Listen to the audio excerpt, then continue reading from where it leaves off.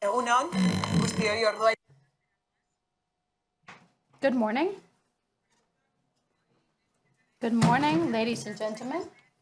Sabino Arana Fundazioaren egoitza honetara, eta eskerrik asko bihotz-bihotze Sabino Arana Fundazioaren izenean hemen egoteagatik. Nola ez, esker berezia eman nahi diet, quiero agradecer especialmente. I'd like to give special thanks to Arantxa Tapia, Regional Minister of the Basque Government, and I'd like to thank, of course, the speakers that join us this morning. The speaker just switched to Basque. We will resume the interpreting service as soon as she switches to Spanish. Please bear with us. Thank you. She'll probably repeat the same text in Spanish shortly. Tenemos traducción porque la jornada de hoy. Hello.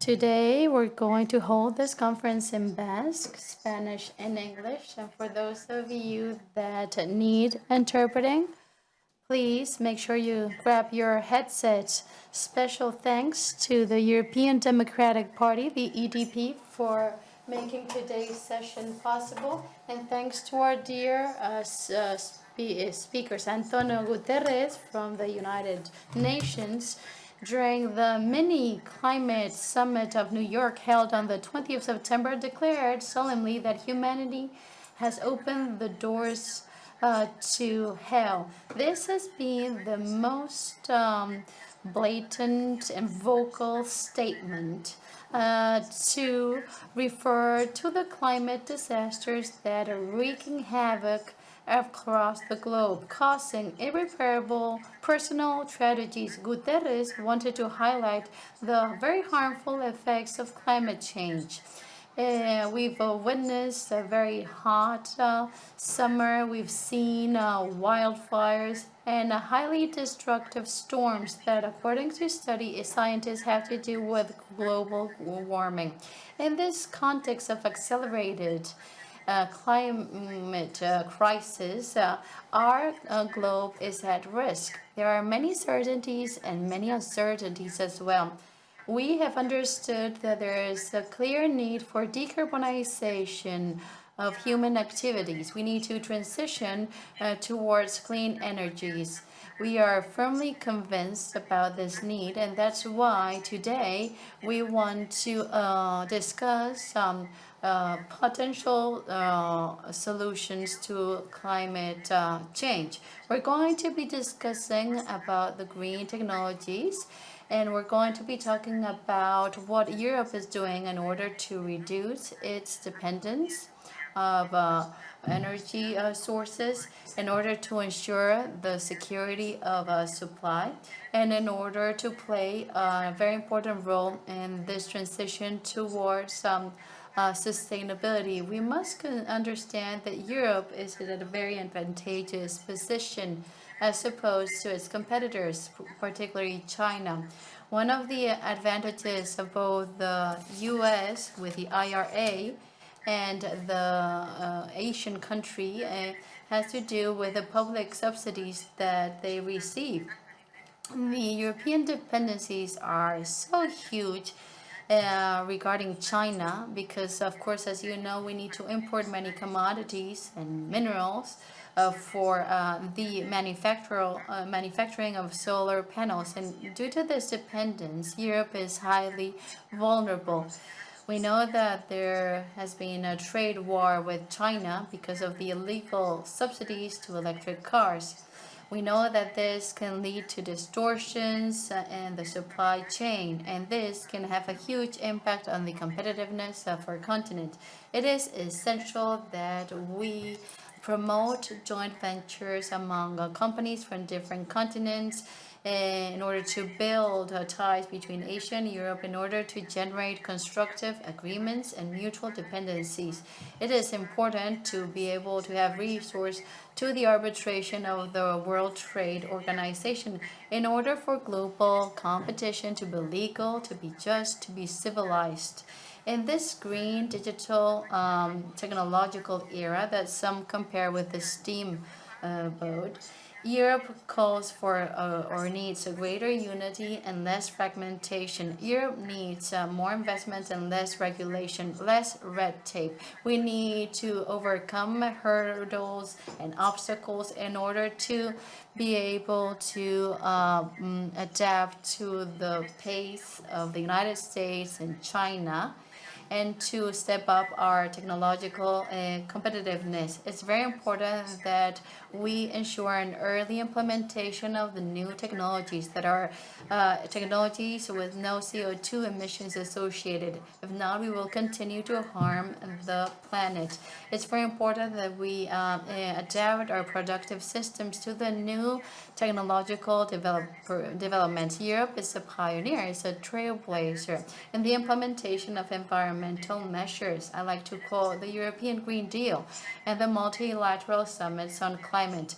The European Commissioner for the Environment, Oceans and Fisheries has recently stated that 4 years after the approval of the European Green Deal, the social changes and the energy transition are already yielding positive results. The Commissioner has specified that emissions decreased 2.5% last year, while the economy was growing at a pace of 3.5%.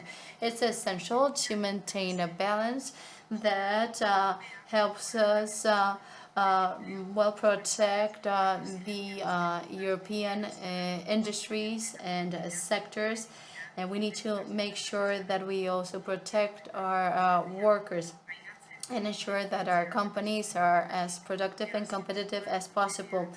We need to make sure that we all join forces in order to combat the ecological fundamentalism and the populism that exists out there and that challenges and questions climate change. We believe that now it's time to act together in order to make sure that we are able to transition towards a greener, more sustainable future for the best country in this new stage of green and digital revolution. It's very important that we also jump on the bandwagon. Since the middle of the 19th century, our country stopped being an economy that was agriculturally based and promoted the industrialization of its territory. And this led to profound changes in the social fabric of the Basque country. And furthermore, during the 20th century, we saw that we had to experience major changes in order to adapt our industry. Currently, in the Basque country, in spite of our limited size, we enjoy a very favorable ecosystem that will help us address this new era. And the industrial tissue, with its innovative capacity and its international footprint, its highly qualified professionals, and its geographic position in the Atlantic macro region offer us huge opportunities for decarbonization and for the transformation of our economy and our industry in the 21st century. We are truly convinced about our privileged position to continue decarbonizing and transforming the Basque industry during this century. And to discuss all these topics, we have a series of speakers, and also Arantxa, Regional Minister, who I'm going to give the floor to so that she can continue setting the scene for today's conference. Thanks very much, Mireia. Thanks very much to the Fundación Arana Foundation. Good morning, ladies, gentlemen. Welcome to those of you who are following us by streaming. Euskadi dakizuenez, lehendakariak izendatu zuenean, deklaratu zuenean, emergentzia klimatikoa lurraldeetako lehenetan izan zan hori deklaratzen, eta momentu... We will resume the interpreting service as soon as the speaker switches to Spanish. Thanks for your patience. Momentu honetan galdetzen baldin badiogu, gure gizarteari ea larrialdi hau benetazkoa den eta ia gai klimatikoak garrantzia duen, 10-tik 9 baieztatu egingo du eta esango du gai klimatikoak garrantzi berezia duela. Ahora bien, de analizar... Today we're going to discuss climate change. It's a priority to discuss climate change, but of course we need to go beyond words. We need to walk the talk. We need to implement specific, tangible measures. The European Green Deal reflects the willingness of European member states to accelerate action to combat climate change. And local and regional governments implement more than 70% of measures. Although we do not make decisions, we do not participate in the decision making. The European Union makes decisions without considering what happens locally. However, it is us locally who need to implement the measures. And we are very much aware of the need to implement these measures. And I must say that local and regional governments are sometimes even more ambitious than the EU. The Basque country has adapted the European Green Deal to the Basque Green Deal. That adapts the European Green Deal to the specificities of the Basque country. It's not just about decarbonization or about the environmental policy. We are promoting a model where the industry is the driver and technology is the main transformation lever. These are the two main pillars, the two main axes around which the Basque Green Deal revolves. We want to be highly demanding and be even more ambitious than the EU. And I'd also like to specify that energy transition plays a very important role for us to meet our goals with the Basque Green Deal. Nolabait, akordio klimatikoak nazioartean adostu direnak, benetan geure egiten ditugula, eta zentzu horretan lanean ari gera gure lurraldea 2050 urtean benetan neutroa izatea karbonoan. Horrek ez du esan nahi, ez dela isurpenik izango, eta hori oso argi esan behar dugu, ze askotan hori badirudi dela helburua, ez neutroa izatea suposatzen du isurtzen dana eta jasotzen dena berdina izan behar duela. Y es un aspecto.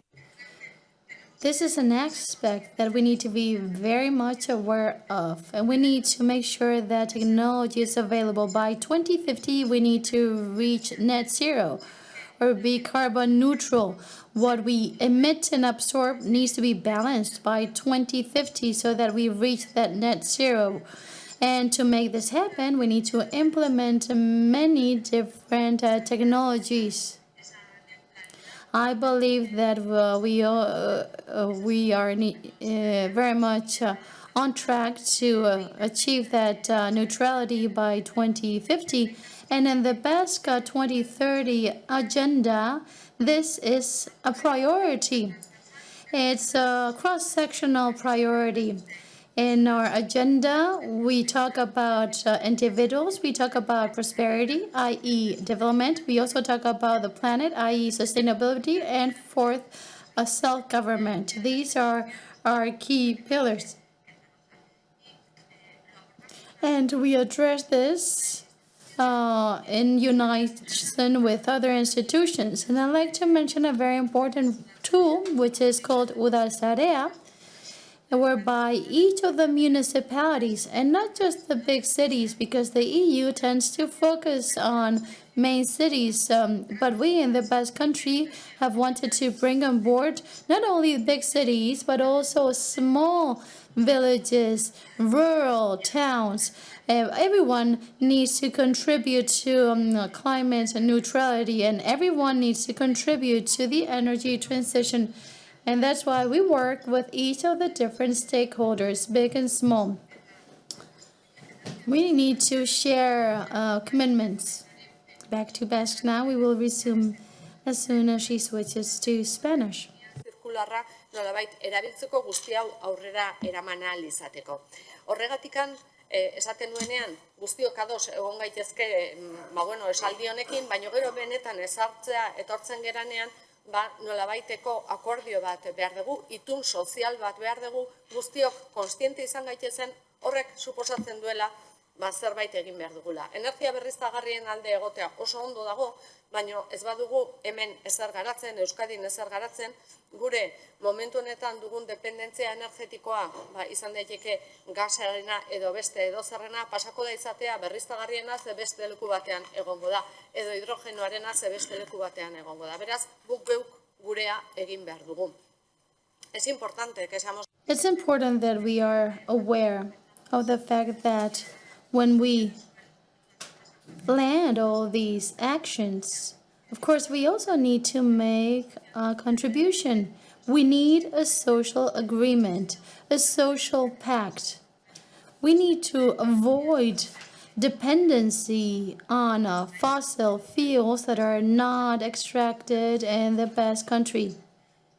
Let's make sure that we avoid future dependencies as well. We want to achieve perhaps not 100% energy independence, but the greatest degree possible.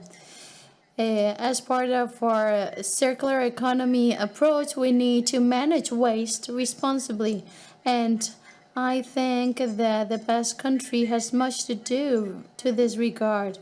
During the past year, Europe, through the European Green Deal, has been very intense when it comes to developing new regulations. For example, the taxonomy for responsible finance, the new directive for industrial emissions, or the new action plan for zero pollution. We in the Basque Country have tried to follow suit. We've wanted to promote the protection of the environment, and we have also enacted acts. The plan for energy transition and climate change is currently being discussed at the Basque Parliament, and we have launched the plan for the management of waste. Industrial waste pose a challenge. Urban waste are being adequately managed. As for public and private procurement in the Basque Country, I must say that we have been pioneers in promoting green procurement, and we need to understand that all organizations need to put in place these green procurement terms. And we have also understood in the Basque Country that we have a lot of industrialized land that we need to recover, and we need to repurpose, and we need to also make sure that at the same time we promote reforestation, that we protect the natural spaces. We also have the so-called circular economy plan and the bioeconomy plan. Everything that has to do with bio-innovation is very important for us. So all these regulations are very much aligned with the European approach, always with that 2050 goal in mind. The paradigm has changed. It has changed across all the EU. We cannot forget, and I like to insist on this, that the protection of the environment is clear. It's a clear priority for us. The decarbonization of the economy is of the utmost importance, but we can decarbonize in two different ways, either by destroying the industry. That's the easiest way, but it's not sustainable for our development. What we need to do is promote a greener, more decarbonized industry. We want a better manufacturing industry, a greener one. The United States and China are already implemented many changes. The Basque Country has always done its homework, but it still has a long, winding road ahead. We need to accelerate the pace of our interventions. I think that we are on track. We are improving the parameters, the KPIs in terms of CO2 emissions, in terms of circularity, but there's still much work to be done. We need to make sure that the European Green Deal goes hand in hand with the development of new technologies in order to decarbonize our country. I believe that this is the approach that we need to follow, and we need to redouble our efforts. Last week, the European Council talked about these very topics. It's true that the industrial side has been somehow forgotten when discussing the European Green Deal. It's very important that we promote active policies so that industry doesn't disappear in Europe, nor in the Basque country. I think it's clear to all of us, but let's not forget about this, please. Thanks very much, everybody, for your attention. Thanks very much, Arantxa. Now we're going to give the floor to Sandro Gozi, General Secretary of the European Democratic Party. Buenos días a todos.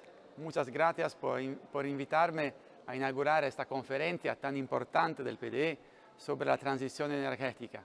Lamento mucho no poder estar allí con ustedes, con nuestros amigos del Partido Nacionalista Vasco y con los numerosos invitados. Y me complace mucho ver que dos de nuestros mejores eurodiputados contribuyen a este evento, Christophe Grudler de Francia e Izaskun Bilbao. Christophe es nuestro experto del PDE en todo lo relacionado con la política energética, la transición verde, el gas, hidrógeno, y ha dirigido nuestro trabajo para redactar los capítulos sobre energía en nuestro manifiesto para las elecciones europeas de 2024. Y es un miembro importante de la Comisión de Energía en el Parlamento Europeo. No creo que haga falta presentar a Izaskun Bilbao, cuyos muchos años de experiencia en el Parlamento Europeo hablan por sí solos. Ahora está terminando su tercer mandato. Years of experience in the European Parliament. She's about to finish her third mandate. It is wonderful that she's there with you. The transformation of the European energy policy has been a key priority for us during many years already. However, it's hit the first position of the list of our agenda after Russia's invasion of Ukraine. We cannot depend on Russian oil and gas. We have many European member states that have had to change their strategy because of their dependence on Russia, and to do so they have embarked on an energy transition. EDP's position on energy is clear. We European Democrats have just ended a reflection process on Europe's energy independence, our strategic autonomy, and the guarantee that our energy policies are very much in line with our ambitious climate goals. In order to effectively combat climate change, our movement, our EDP, promotes a pragmatic approach that is data-driven and not ideology-driven. And at the same time, we want to make sure that the burden of the financing doesn't fall on the shoulders of taxpayers. For us, digital technology and the energy transition are the key pillars of the Europe of the 21st century, just as coal and steel were in the past. And for this very reason, we need to build a resilient and prosperous Europe. We need to promote pragmatic policies to reduce the carbon footprint, to promote renewable energies, and to promote the adoption of a cleaner, more sustainable modes of transportation. One of our priorities is the production of a clean energy. Our actions, we will be very much based on two key pillars. On the one hand, very ambitious decarbonization policies that come to improve our commitment with the energy transition and the net zero approach, and then a strategy that has been clearly defined for the smart management of our natural resources, starting by water, of course, and our oceans. It's also extremely important to support regional authorities in the development of cleaner, greener energy sources. This will not only help to reduce our dependence on fossil fuels, but will also help us significantly reduce the gas emissions, greenhouse gas emissions to be more exact. For example, in urban areas that are densely populated, the cooperative energy approach can be a very interesting way forward. And in line with this philosophy, we need to transform our cities into more welcoming spaces. We need to promote soft transportation, and we need to contribute towards a truly circular economy. Europe also needs to play a very important role when it comes to supporting research and development of highly innovative, trailblazing technologies like fusion technology and osmotic technology. We need a closer cooperation among European member states in the field of energy. This is of the essence if we want to ensure the energy security of the entire European continent. I hope that this gives you food for thought before today's roundtables, and I hope that you can leave today's seminar with new ideas for the best country, for Spain, and for Europe. I wish you a very enriching and fruitful seminar, and I'd like to congratulate the organizers of this event, an event that is extremely relevant at this moment in time. Thanks very Thank you so much, and we will now start with the first presentation, which is the global geopolitical analysis in the framework of energy transition. And we have Iván and Martén, the president of Orkestra, with us. You have the floor. Thank you so much. Good morning, everyone. First of all, I would like to thank the Sabina Arana Foundation and the European Democratic Party for inviting me to participate in this discussion session, and being seated in this format is very useful for us to speak about competitiveness and sustainability, because at the end of the day we're talking about welfare in technology too. And I would like to address four issues. First of all, what are the environmental and energy transition challenges that we face? Secondly, what are the geopolitical aspects that have already been shed light on in previous presentations by both Mireia and Arantxa? I would like to speak about what Europe has done in these years, and also what are my concerns and my suggestions or recommendations from my humble view of this issue. First of all, let's look at the context, and I believe we all agree on this. We have an important environmental challenge before us. Climate change is a reality, and its impacts are devastating. And in fact, it's a problem that is increasing with growth.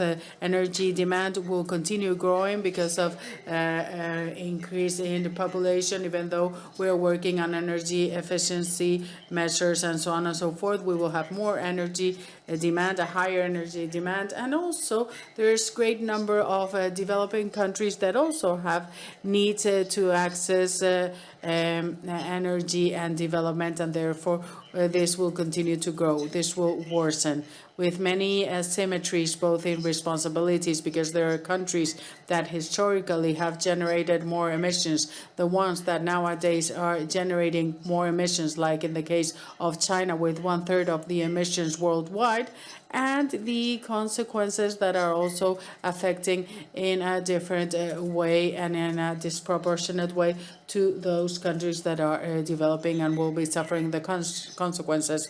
All of this means we need solid measures put in place to mitigate and to adapt to climate change. And it also demands, and I believe this is very important, less apocalyptic messages, less objectives that sometimes are more wishful thinking than real objectives that can be achieved, and working in a more pragmatic manner to obtain results. We have to go from the narrative and the speeches, because there are many speeches, to really have a solid action put in place to reduce emissions and change our economies, because all of this will have important effects on the economy and society, which is what now is the reason for us discussing this. And we need a transition, an energy transition that is orderly, fair, and at the end of the day, smart, that we work in a smart manner, that we face these environmental challenges,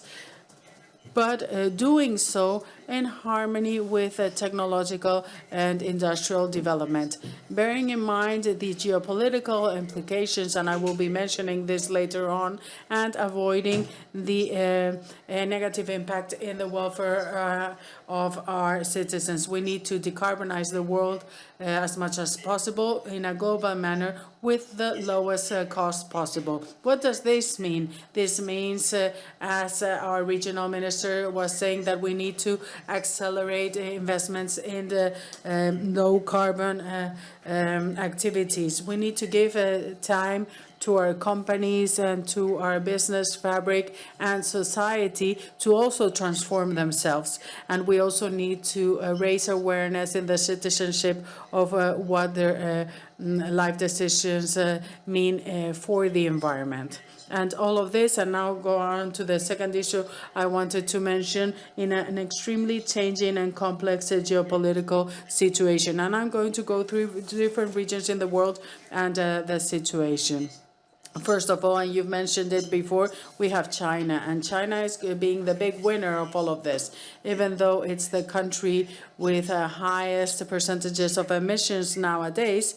China is going through an energy transition where the new value chain is being fully controlled by China. They control minerals, the processing of those minerals, and other critical materials that are necessary for our new economy. They are also in charge of batteries, renewables, and electric vehicles. Someone said yesterday or talk about the rule of that 80%, and 80% of electric vehicles, batteries, and so on come from China. Therefore, they are dominating the new energy value chain.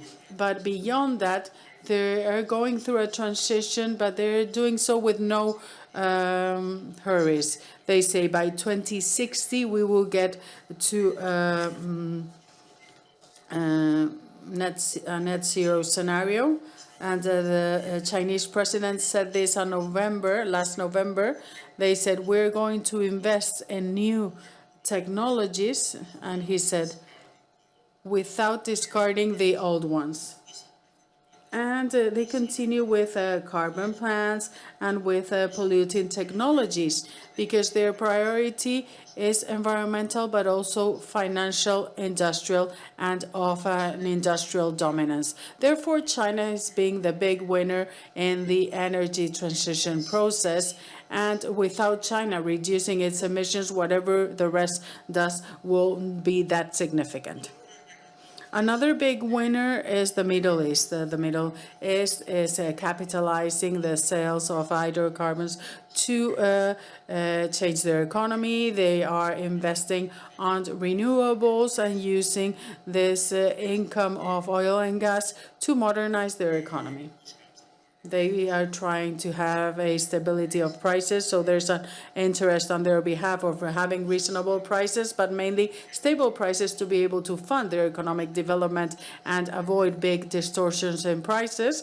And moreover, they are not looking only into US and Europe, but towards Asia and China, because they are the big consumers of energy in the world, and they also have an important geopolitical backup there. So therefore, the Middle East is also diversifying itself and modernizing.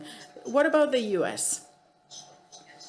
The U.S. hasn't been so affected by this issue and haven't suffered as much the Ukrainian crisis, because they have big reserves of both gas and oil and big investments in renewables. They have gas, low energy prices, even lower than last year. In fact, in Venice, in a meeting of the European Democratic Party, they talked about gas being at 60 euros and in the US being below 10 euros. So the competitiveness of the industry in Europe in such a situation is terrible. So the US has energy. They don't need to import. In fact, they export both gas and oil. They have energy prices that are lower, and they also have something which is a legislation that supports and provides an incentive to investments. It's a legislation that doesn't forbid, but says if you contribute to decarbonization, I will be funding you with credits, subsidies. I will lower the price of green hydrogen to the price of gray hydrogen. Everything to be able to decarbonize and protect our local industry. Do we want electric vehicles? Yes, but let's make them in America instead of in China, as it's happening in other regions in the world. And therefore, what the U.S. is doing nowadays is to attract investments and to promote the local industry. So the U.S. is another region that benefits of this energy transition, because the policies put in place are making the most of the transition to be able to develop their economy. Then we have another region that is getting a more important role through time, and that is being more present in international forums, and that is Africa. And Africa has a very simple message, and that is, well, we are 3% of the emissions accumulated in the world, and you, Europe, are 33% of those emissions. Therefore, we have an important problem, which is access to energy. There's 7 billion inhabitants in Africa that don't have access to energy. They have kitchen systems that are polluting and that cause the death of women. Therefore, our concern is economic development and access to energy. So before decarbonizing ourselves, and this was said in an international forum recently, and also a few months back in a meeting of the International Energy Forum, and Christophe is one of the representatives. They say, give us some time before decarbonizing, because we need to develop ourselves, because this is what the population is demanding. And they openly criticize the hypocrisy of Europe, because they say, well, you tell us not to invest in gas and oil because that's bad, and then look at what happens in Ukraine, and you come to Mozambique and Tanzania to get your gas. So don't forbid us to develop our resources and then take those resources yourselves. And then they say, we're very pleased to work with renewables, because in fact, renewables for them are very useful for everything that has to do with development and in rural areas. Let's take, for example, Senegal. 60% of the rural population doesn't have access to electricity. And all the issue of renewables that are decentralized and work locally, it's a very fast way of giving access to energy and that population. Therefore, they say, we're very pleased to invest in renewables, but you need to help us finance this plan and help us have access to the technologies, because we have a cost for financing that is much higher than that of Europeans and the US. So helps us. And in the different COP meetings, many millions have been promised in help for emerging countries, but I think this is still pending, and let's see in the next occasion it becomes a truth, because there are many promises, but it's not a reality. And 2/3 of the population have 1/5 of the investments in renewables in the world. And in fact, the 47 sub-Saharan countries that are under Northern Africa have the same electric capacity that Germany. And then we have Russia. And Russia is a country that historically has depended on the income from gas and oil. They still are in a crisis because of Ukraine. And Germany always thought that it was like the theory of the dentist, when they say they're not going to hurt you. So they say, I depend from the gas from Russia, and you depend from the money that I give you for that gas and oil. But we've seen that this has failed. Why? First of all, because Russia has decided to move more towards China and has exported and created pipelines to be able to export in this direction. And we've also seen that Russian oil, with all kinds of sanctions in many cases led by the Americans, because they don't have a dependency. Only 70% of the American imports come from Russia, the rest come from Canada and other countries. So we wanted to put pressure on Russia, but the truth is that its oil is moving throughout the world, because there are several countries like Turkey, India, Singapore, and China that are exporting Russian oil and then redirecting it to third countries. In Spain now, unfortunately, we started to stop this because we had Russian diesel coming through Morocco. Therefore, all these theoretical sanctions to limit this, in fact, have made Russia continue exporting and being more present in India and in other countries in Asia. And for them, it's also a way of affecting the stability in Europe. So we have several countries that are winners, the Middle East, US, and China, countries that have a different logic, like Africa and other countries in Southeast Asia, and then another country, Russia, that has its own dynamic. And what about Europe? And I go on to my third point. Europe has been very ambitious.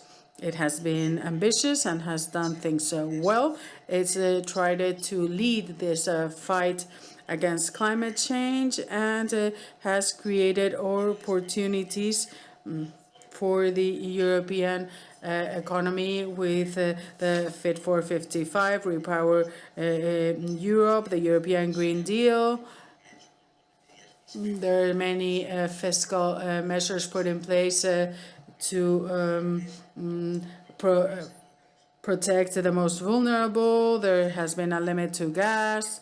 So it has had an important activity to try and make the most of the opportunities, which is great. But maybe it has done so with what I would say is an unconscious idealism. Unconscious because they haven't been able to see the consequences and the impact that this can have on the economy and on social aspects in Europe. And it's limited funding of companies in the energy sector that are in the process of a transition. So they're not allowing them to be funded by banks when we need to help them to get this financing to be able to transform themselves and not create obstacles for them. It has set objectives that in some cases are unachievable, and that with the technologies that we have nowadays, we clearly see that they won't be able to be achieved. I have many doubts of being able to reach this regulation of not having normal cars by 2035. Maybe yes, and there will be changes in future years, but we need to be aware of what the pace has to be for this. There has been an excess of regulation. Regulation is good if it's promoting and positive, but when we have too much regulation and it's too complex to understand, and it affects in the same way small and big-sized companies, and they don't all have the same human and economic means to be able to confront the complexity of the green taxonomy and of all the regulation existing. And in fact, there have been many voices that are speaking about this. For example, the German liberals, and Macron also criticized the red tape and all the regulation existing in Europe. It's not regulating, but doing so in a simple manner that makes sense. And clearly, this is causing the move of European companies towards the states and affecting the competitiveness of the welfare in Europe. I'm not going to go into further detail, but you all know the difference existing between the regulation put in place by the US, the Inflation Reduction Act, that is going to be appealed to investors and positive for the economy, versus the Net Zero Industry Act that is much more complex, clearly has less funds, because the American one is 379 billion euros, but the one for Europe is around 270. But if we analyze this, there's only 20 new million. The rest are funds that already existed and that have been redirected.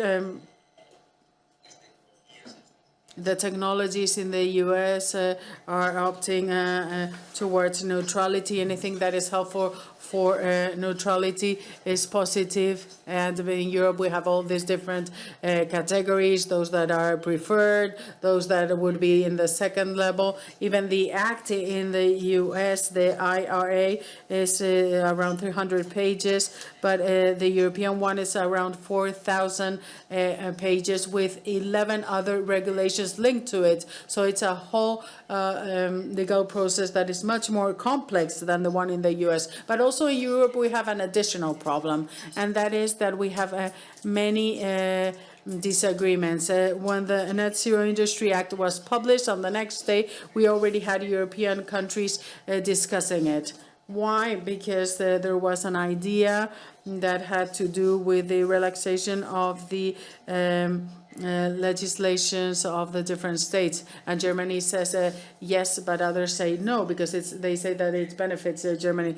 The creation of the sovereign fund, the small countries say yes, but the Germans don't agree so much because they are going to be paying for these funds. Everyone is concerned about the access to raw materials because this is dominated by the Chinese that are buying mines throughout the world. They control the mines, the processing, and we in Europe are trying to work on the and promoting the e-vehicle, but now and in November, someone from the European Commission went to Argentina to negotiate a lithium contract with Argentinian for the European batteries. So maybe we could have realized this 10 years ago and started to negotiate it 10 years ago and not now.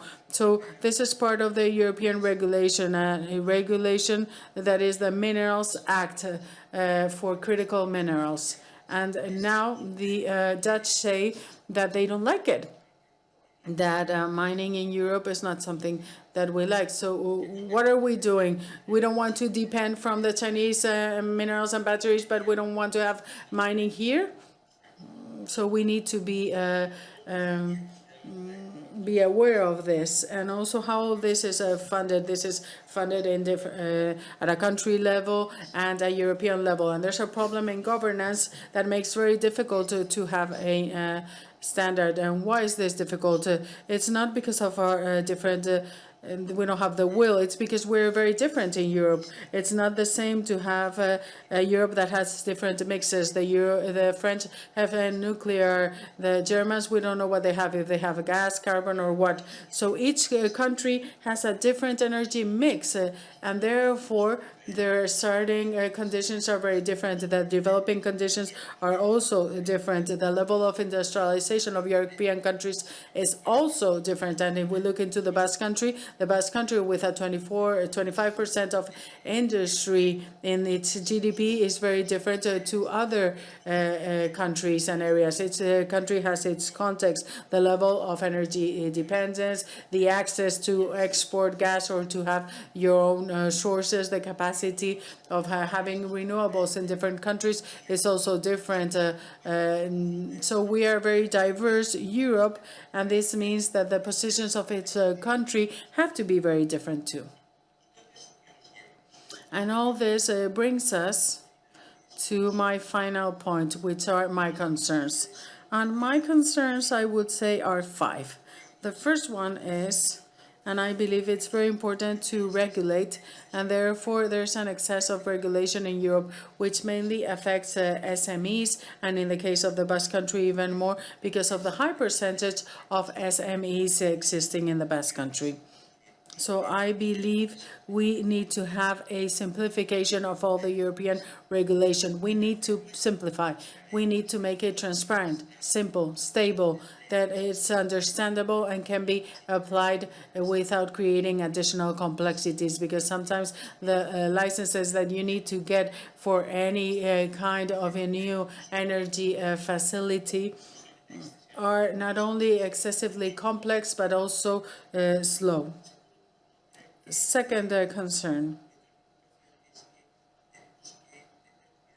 we need to be very careful with the pace of the transition. I'm very concerned with a transition that is too accelerated. And having said this, I fully agree with what the Basque Country Minister said. We need to accelerate things. Yes, but beware. We need for that transformation of companies to take place, and we need also the transformation of the people, because we need new skills. And in fact, the regulation talks about the reskilling of individuals and also transform society, and that demands time, and we need to manage in a very smart time the rhythms, paces, and moments in which we do things.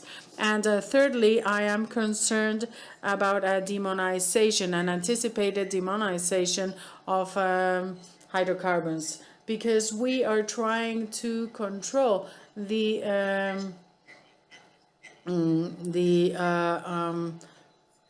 of the supply, but we have to control the demand.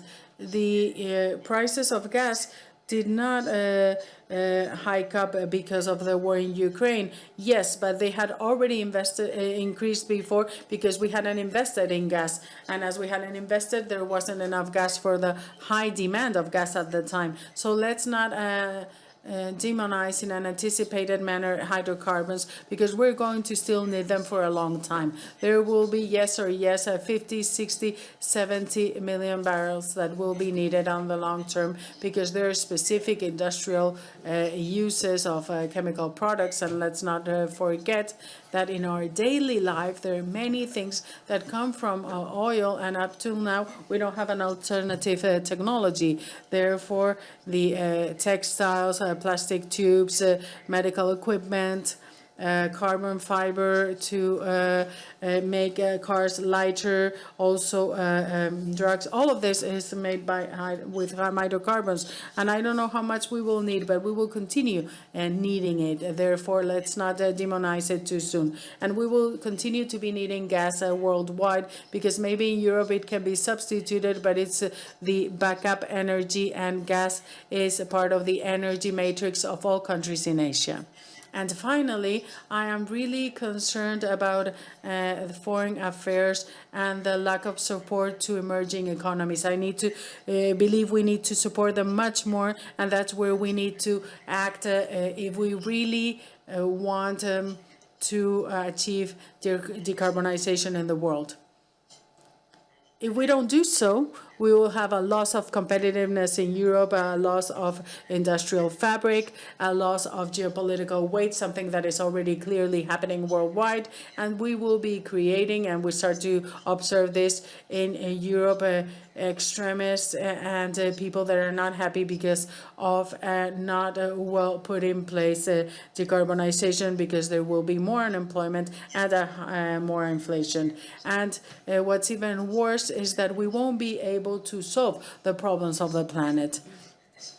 Because you say, well, we're making a sacrifice to be able to alleviate the problems of the world. I will understand it. But while China, India, and the US don't do anything about it, whatever we do is really good, but won't change nor make a difference. Therefore, my recommendations, and I will finish with this, I believe we need to implant an energy transition that is sustainable and smart, that progresses in decarbonization, but in a coherent manner, taking into account the European reality. Secondly, to promote legal frameworks that provide an incentive. Thirdly, and I'm really pleased that there will be a second part in which we will be talking about technology, to incentivize technological development in Europe, promoting the collaboration of technology centers, companies in different countries, to see how through technology we're able to find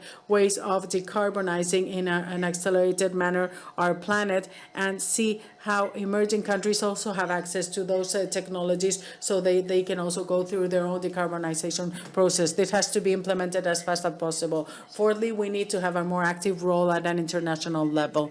We need to put pressure on not only ourselves, which we're already doing, in not an orderly manner, but also put pressure on those that are going to make a difference, like China, for example, in CO2 emissions. So we need to push China to act in a more in a faster manner than it's doing nowadays.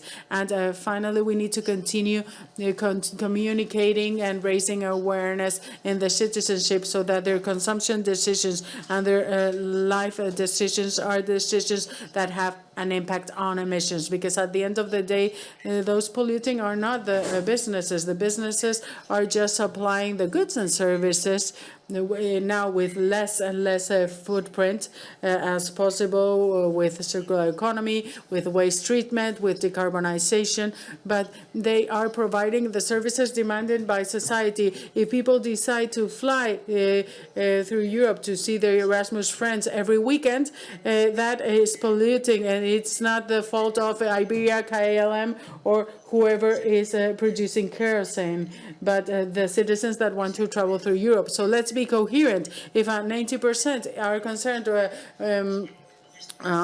because of their environment, they also need to demonstrate this through their lives and adapting to ways of life that are less producing less emissions. And as in the last year in the conference for soft power in Venice of the European Democratic Party, it was said the aim is very clear, we all agree, but the transition path is still open for discussion. And we've observed that in the last year, the discussions are more lively, there are steps back, more doubts, and a reflection on how things have to be done differently. And I expect this is done as soon as possible. If not, it can be too late for European competitiveness and welfare. Thank you.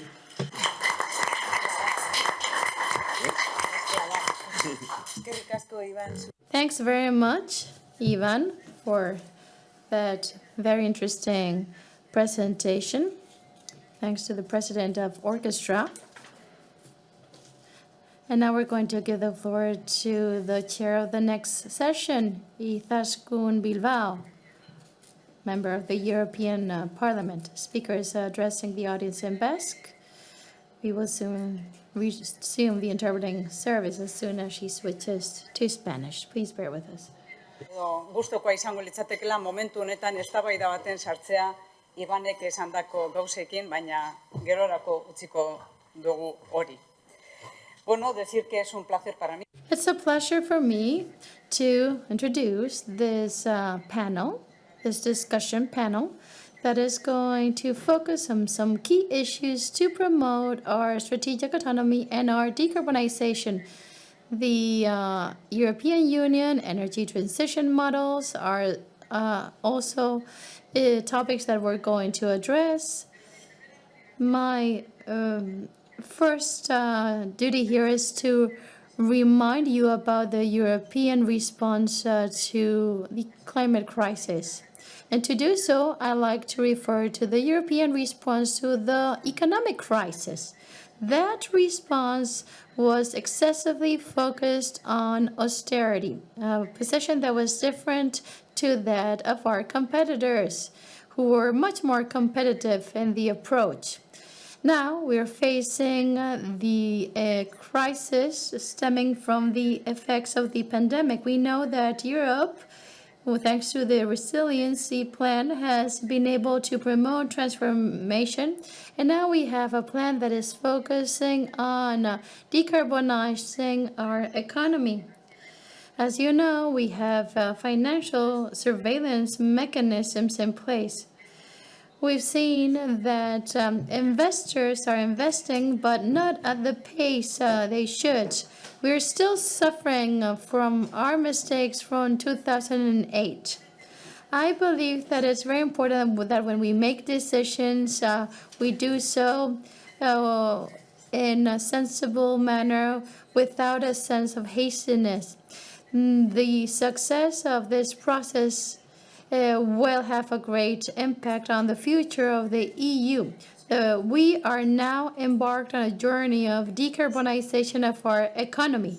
The idea is to be net zero by 2050, and this is a fundamental challenge both for investors and technologists, for our competitiveness, and also a challenge for our social and for peaceful social and development and for peaceful coexistence.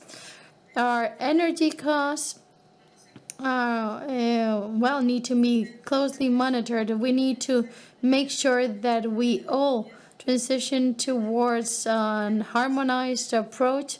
We need to promote energy efficiency in terms of production and also in terms of the distribution of energy. We also need to consolidate renewables. We need to promote greater renewable energy generation, storage. We need to promote alternative fuels, synthetic fuels, and of course, we need to promote hydrogen and the economy of data. These are all key priorities for us. But of course, in order to successfully overcome the challenges of today, we need to have a sound understanding of how the market operates.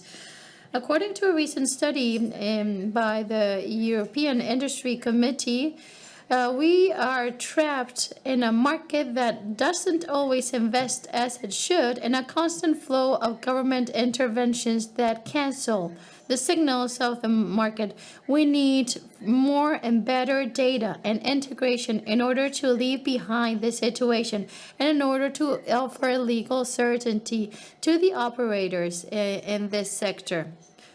From the standpoint of social cohesion, the Ukraine war has taught us many things. One of them is the fact that our energy dependence allows our enemies to use this weakness as a war weapon, and it goes against our social model. The strong increase in energy prices has led to social turmoil across Europe and has fueled some extremisms and populisms in Europe that are challenging our well-being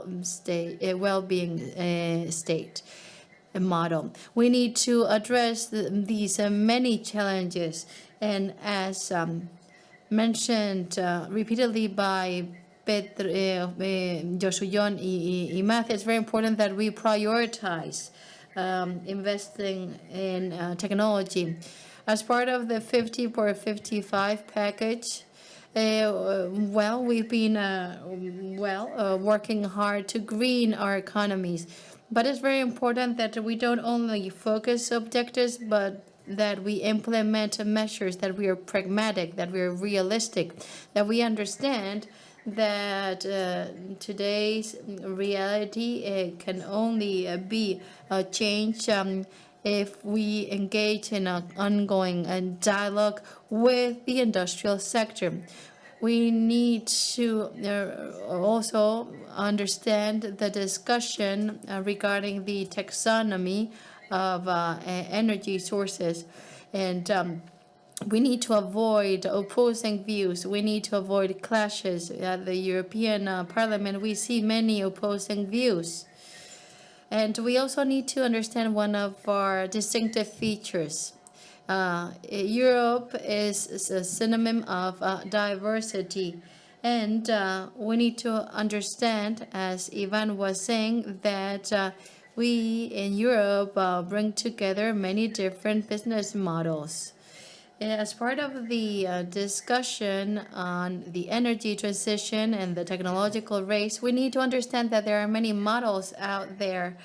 For example, there are alternatives to nuclear power, and we need to put on the table many different options for a greener future. We need to rationalize the debate. We need to really analyze whether the European legal framework is a stimulus or rather an obstacle to development. What changes do we need to implement?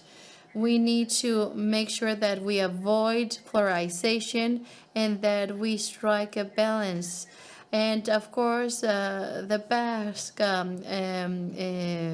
society expects a great deal from Europe and also from institutions like the one that is hosting us today. Today we enjoy the presence, online presence of Christopher Grudler, representative of the European Parliament for the European and who comes from France, and he's going to be reflecting on European dependence and France's bid for nuclear power. And after Mr. À l'évidence, l'Europe est fortement dépendante des importations d'énergie, 64% d'importations. Une grande partie de notre pétrole et de notre gaz naturel provient de l'extérieur du continent, souvent de régions qui ne partagent pas nos valeurs ou nos priorités. Cette Our values or our priorities. This dependence does not only mean a financial burden, but also creates what we call strategic vulnerability.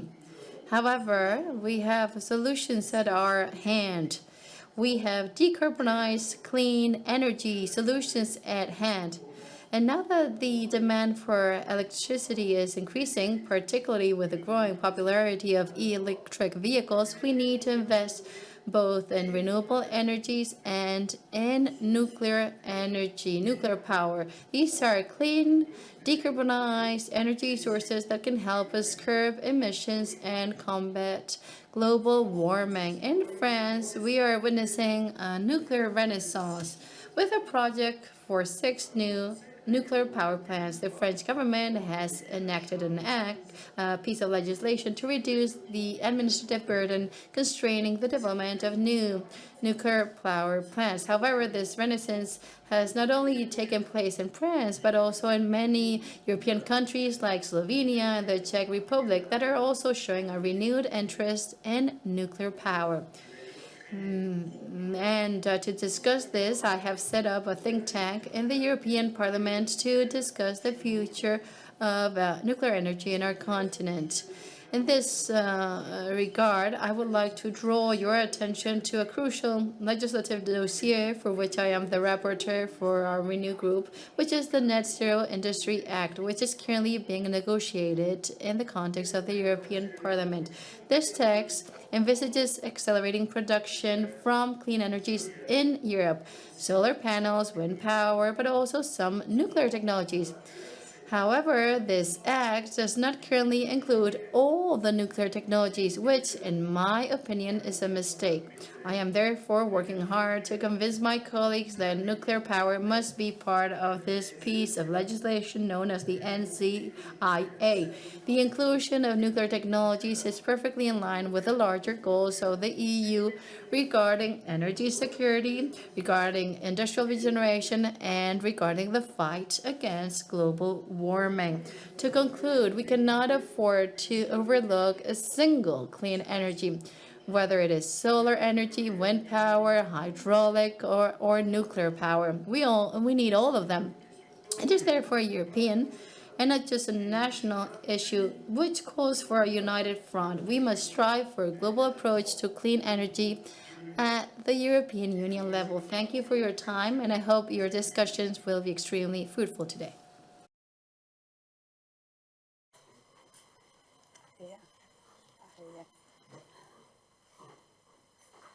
Bueno, entzun izan dugu Grudler, energia nuklearra eta energia... Some words in Basque on European dependence and France's strategy vis-a-vis nuclear energy. Bertan ere. Bueno, hori esan da, pasatuko gara bigarren panelistari. Now we're going to give the floor to Christophe Van Act. Eta bera, Christopher...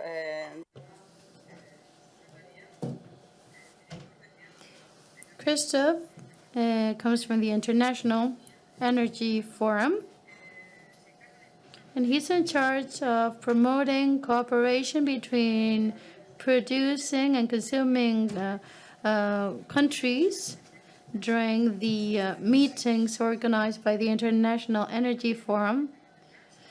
and he also liaises with different organizations. He coordinates the work program of the Gas Forum of the Mediterranean. And I'd like to say that his collaboration in the field of energy security, market stability, and the just and orderly transitions with industry stakeholders, national agencies, and research centers is extremely intense. And his areas of expertise cover energy market policy, also regulation and governance. And before taking up his duties in the IEF, he was Senior Researcher Fellow at the Clean-Gendel International Energy Program with the Netherlands Institute of International Relations, where he published papers and gave courses on energy market fundamentals and diplomacy. In prior assignments, Christophe worked as Program Manager for the Caspian region in the IEA's Office of Global Energy Dialogue, and also he negotiated international energy frameworks in the Energy Charter Secretariat, and he has been also very much involved in the European Commission External Relations Directorate on technical assistance in the energy sector. He has more than 30 years of experience under his belt. He studied at the University of Leiden in the Netherlands in 1992, where he studied Russian and multidisciplinary studies on Eastern Europe. So he's an expert in many different fields, and we're looking forward to your presentations too. Thanks very much.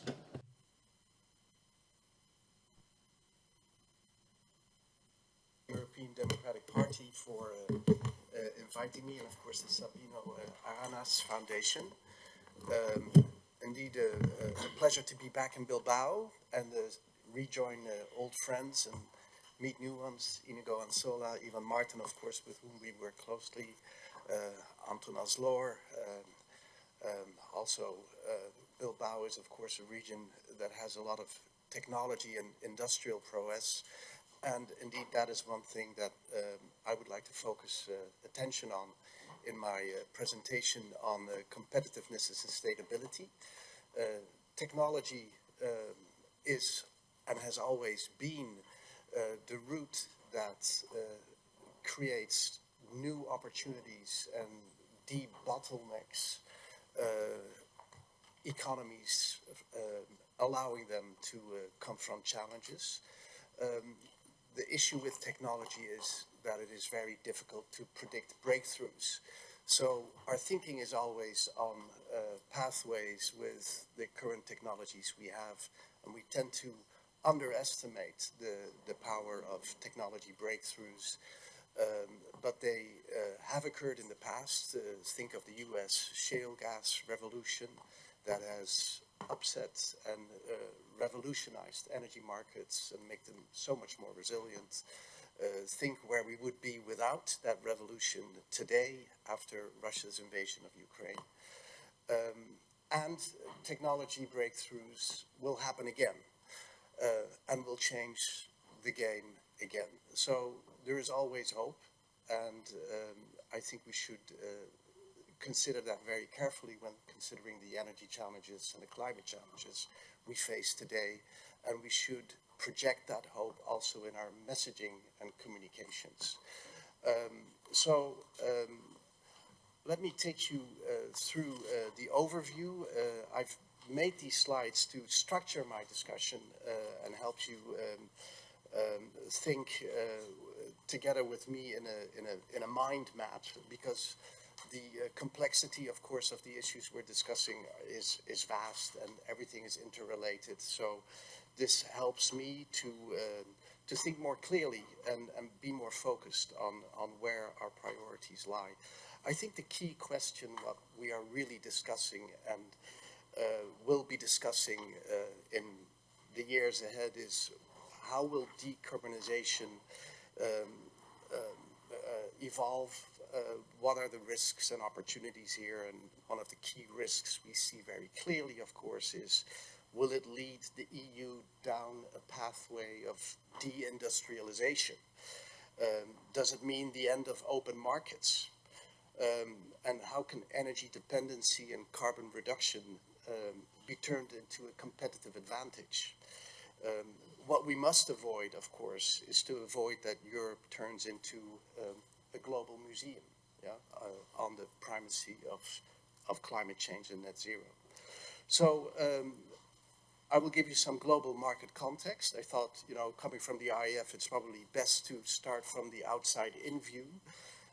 Highlight the changes in circumstance we've seen, because of course we have just lived through or are still living through tremendous shocks, successive shocks to the system, the COVID crisis, and of course Russia's invasion of Ukraine, which has changed the whole energy market context, the geopolitical context, not for the better. Very quickly, I thought on EU regulation, a quick strengths, weaknesses and opportunities and threat analysis. I don't want to dwell too much on that because we all are aware of this, but there are some key points I want to stress. And then indeed going forward on EU's policy and technology leadership and some conclusions.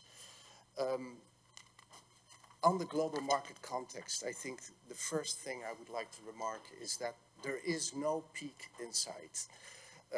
The IEA has recently come out with its next net zero scenario, and the communications they have used here is that they believe that we will see probably a peak in oil, gas and coal demand somewhere mid this decade, which is very soon. We don't really think that this is happening. If you look at the data, we have to be realistic about that. Of course, the messaging is interesting and it does give a lot of focus and exposure on the IEA.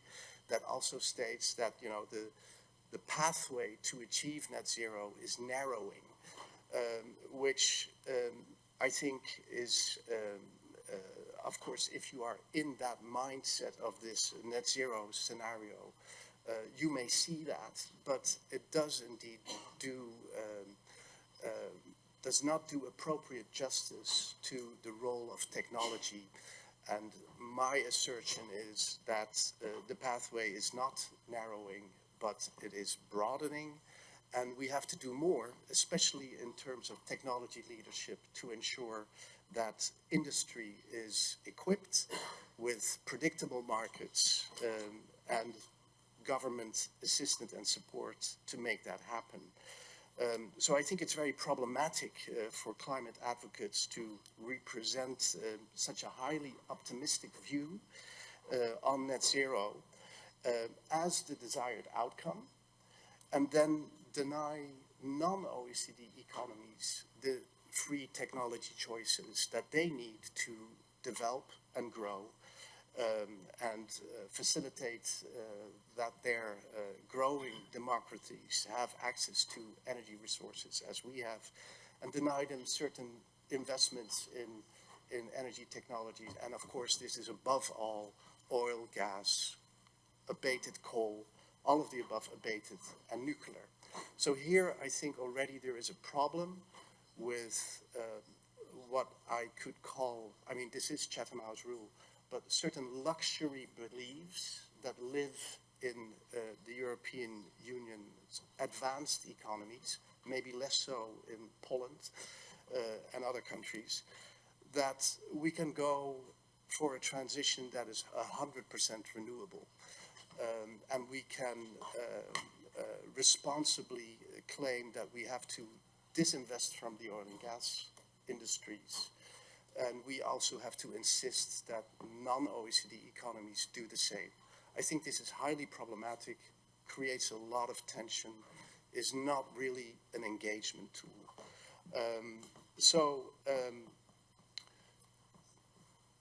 There's a lot to discuss here. The changes in circumstance, I think, have led to a weakening, of course, of performance of European markets in particular, because indeed Europe is, of course, most exposed. And they have also led to diluted responses, more split signals, more divisions between OECD and non-OECD economies, of course. But also, I think, between trading partners such as the Americas, the US, and Europe. And further down in my presentation, I will go deeper into that. In terms of EU regulation and the SWOT analysis, let me just give it away completely from the start. I believe in instant gratification. I do believe that competition law, market integration, and market mechanisms that really work for transition, like the European emissions trading system, are really the tools that you need to keep using to enable an orderly and just transition, not only in Europe, but also to leverage that internal market, which has tremendous power, and non-OECD economies need to access that market to ensure growth. I think that that is really, those are really the tools that you need to strengthen and leverage. Of course, you need other things as well. The carbon border adjustment mechanism that recently entered into force, very controversial, but I can see that this really does help in a stick and carrot approach. And you do see indeed that many non-OECD economies are really picking up on transition, have become leaders themselves, and that voluntary carbon markets are emerging in the Middle East. China, of course, already has some ETS systems. India is experimenting with it. Even the US, of course, has these similar systems, so that they can avoid these penalties being imposed for their products seeking access to European markets. And then on the technology leadership, I think it's really very important that we come to a better understanding of the role of technology, which is not only green technology or renewable technologies, but also technology in the hydrocarbon sector. And then I'm really thinking about carbon capture, utilization, and storage, and similar and related technologies that enhance efficiency, reduce emissions, and also at the same time help you to stabilize markets and ensure that energy remains affordable within the EU and outside the EU. The global market context, I think this is an overview of the various energy demand scenarios that we analyze at the IEF. Every year in February, we do an outlook symposium on energy scenarios together with the IEA, OPEC, IRENA, and other parties, industry, of course. And what you see here is that there should be no doubt energy demand is going to continue to grow. Basically, even if energy demand in OECD economies goes down, in an unlikely scenario, you will see that demand growth in the non-OECD will be so strong based on their demographic growth and their urbanization requirements, and even their transition and other requirements, and certainly also their aspirations in terms of car ownership, just to give an example. So there is a 75% probability, at least, that we will not see any peak in energy demand for the foreseeable future, to be honest. What we are really discussing, or what we have seen when we have talked about the role of renewables, and of course the IEF is actively promoting renewables wherever it can. We all want to see it happen, but renewables really provide an addition to the system. It is not really creating a transition. Overall energy demand growth will continue to rise, and it also, I think, immediately puts into stark contrast that discussions about degrowth, which are also being entertained by the European Commission more openly, to my surprise, or to the surprise of many, are really a projection, I think, of luxury beliefs. And I think this, again, is not really very helpful, or does not really provide the confidence-building measures that industry needs to move forward. So we need positive and narratives that reassess indeed the role of industry, re-embrace industry, and work with industry to achieve the many transitions that we need to achieve on various levels. Moving on, I think we can all agree that we live in a hydrocarbon world, and that the majority of energy demand is still for 80% made up of fossil fuel resources, who of course emit the most carbon dioxide emissions. We have to acknowledge this reality. We cannot just walk away from it or deny it or vilify it. In fact, this is something we've heard non-OECD representatives say in the context of ESG discussions. You could argue credibly that the fossil fuel industry is wholly ESG compliant and has created tremendous social benefits, tremendous governance benefits, and even, of course, contributed to environmental sustainability via the funds that it raises and enables to spend on transitions.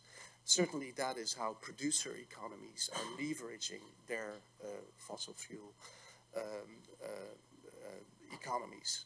So we have to acknowledge this reality and work from this factful pathway to adjust and make sure that we work with holistic approaches that do not go off into directions that we cannot, that sound nice and may be good for electoral reasons, but do little to change reality that we have to indeed adapt.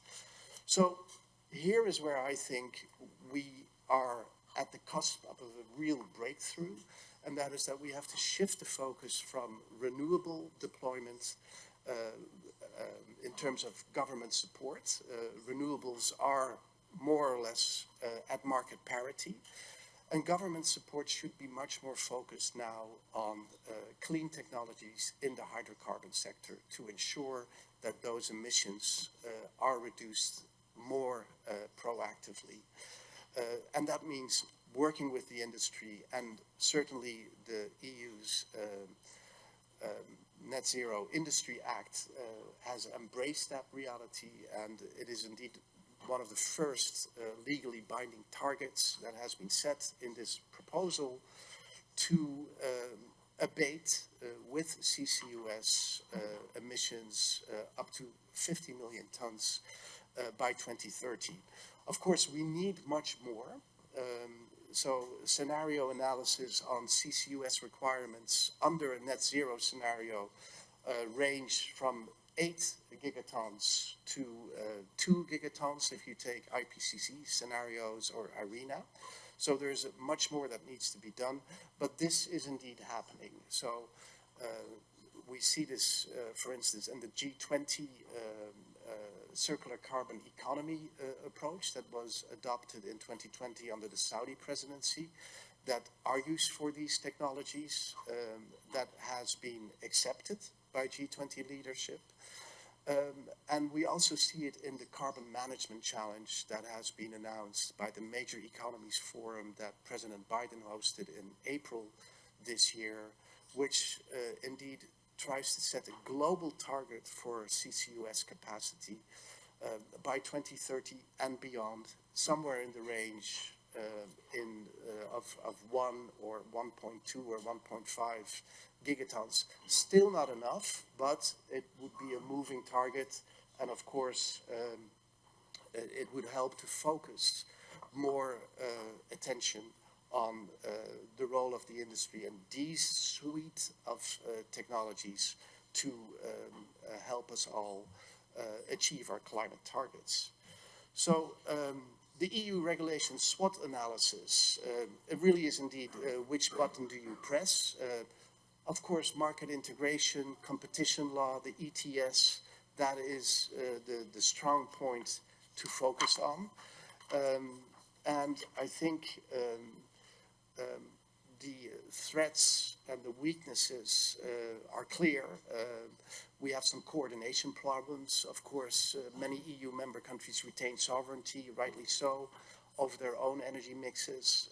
So the EU or the European Commission can propose a lot, but in implementation, a lot of things get diluted.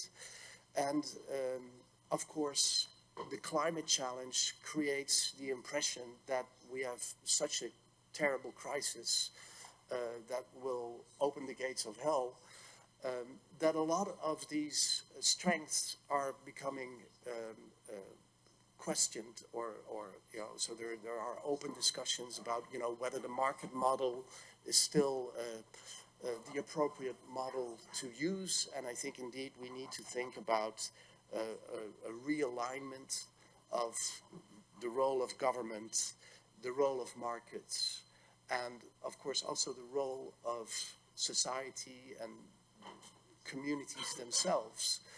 Think of permitting, for instance, in making sure that this transition works.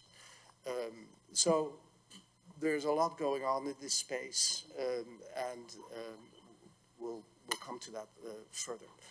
So the challenge is, of course, climate change, economic growth. We are also in the midst of a cost of living crisis. As Iván pointed out, this cost of living crisis is not only caused by the ripple effects of COVID-19 or Russia's invasion of Ukraine, that of course created a lot of inflationary pressures. But it is also caused by the fact that energy has become so much more expensive because we have not invested enough, including in our own resources. So there is a need to rethink that. The other issue on the cost of living crisis, which I think is also very important, is the implications for inflation of government subsidies and green spending. So when we are now in a period of monetary tightening, of course the spend of governments on transitions is going to have an additional inflationary impact, which is going to ensure that this cost of living crisis is probably less transitory as we want to believe. Add to that the bottlenecks that we see in supply chains. There are a lot of issues at play here, and the summary of that conclusion would be that you really do need to make sure that you leverage open markets as much as possible and good international relations to ensure that you have various well-functioning, competitive supply chains, and avoid a regionalization of markets that create new hurdles, for instance, with the carbon border adjustment mechanism that, if not well managed, can trigger retaliatory action by, for instance, the Chinese or others that have, in fact, already announced that. So there's a lot of room for economic and energy diplomacy here to play its role to ensure that markets remain open. And the same, of course, is happening between the EU and the US with the Net Zero Industry Act, which is, of course, also a response to the US Inflation Reduction Act. So we have to avoid a race to the bottom of subsidies or a subsidy war and trade wars, which are only going to aggravate the problems we are trying to deal with today. So also on communications, I think the minister mentioned it, we need to have more data-driven, factful communication and less ideological communication to ensure that we have good engagement, not only within the EU, but also with the EU's trading partners, and not only the US or China, but also Africa, Latin America, where we will rely on these countries for our critical minerals in order to enable that transition. So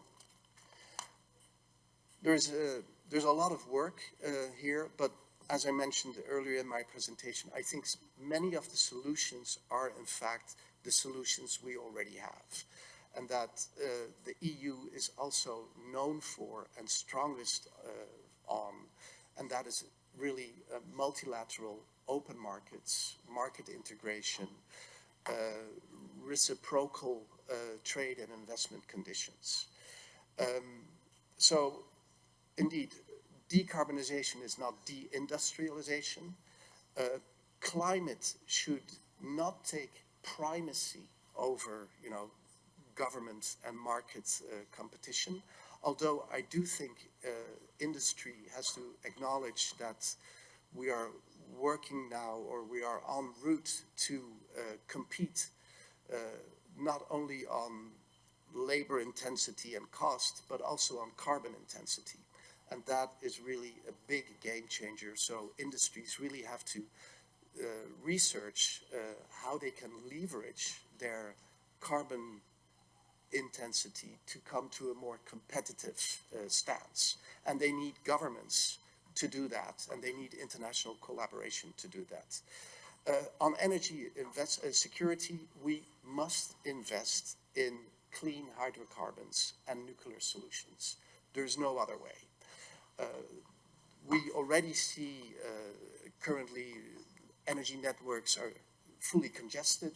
It's very difficult to connect all the renewable sources. Of course, we have hydrogen, that is more a molecule-based route, but it's going to take a very long time for that hydrogen to really scale. And I think indeed, I'm saying that under Chatham House rule, but hydrogen is really the last resort solution. It's very expensive. What you really want to have is clean hydrocarbons with abatement technologies that are available, and while still difficult, are much less difficult than the hydrogen route. In fact, carbon capture utilization will be very helpful to roll out hydrocarbon solutions on a much more competitive basis. So it cannot only be green hydrogen, you need to have clean hydrogen. And I think indeed we should not speak about the color codings of hydrogen, but we should talk about the carbon intensity of hydrogen. International relations remain essential to address global challenges. The EU is very big, but its carbon footprint alone, even if the EU is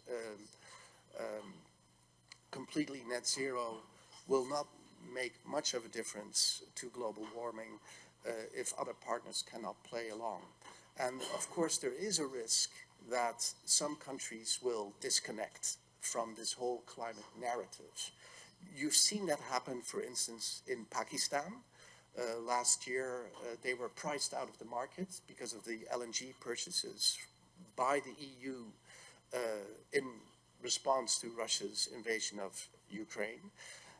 This led to a price spiral and forced non-OECD economies, especially the smaller and mid-sized economies, although Pakistan is still huge, but those economies in Southeast Asia and South America to switch back to coal and make that a policy, because from their energy security stance, coal is abundantly available and reliable. And so that has really scared the non-OECD markets and has turned them away from gas, which is has done real damage. In that light, I think it's very good that Germany has recently decided to extend the life cycle of coal-fired power plants, because indeed it will reduce pressure on international gas markets, and it will enable price moderation on international gas markets so that non-OECD economies can continue to use gas as a transition fuel.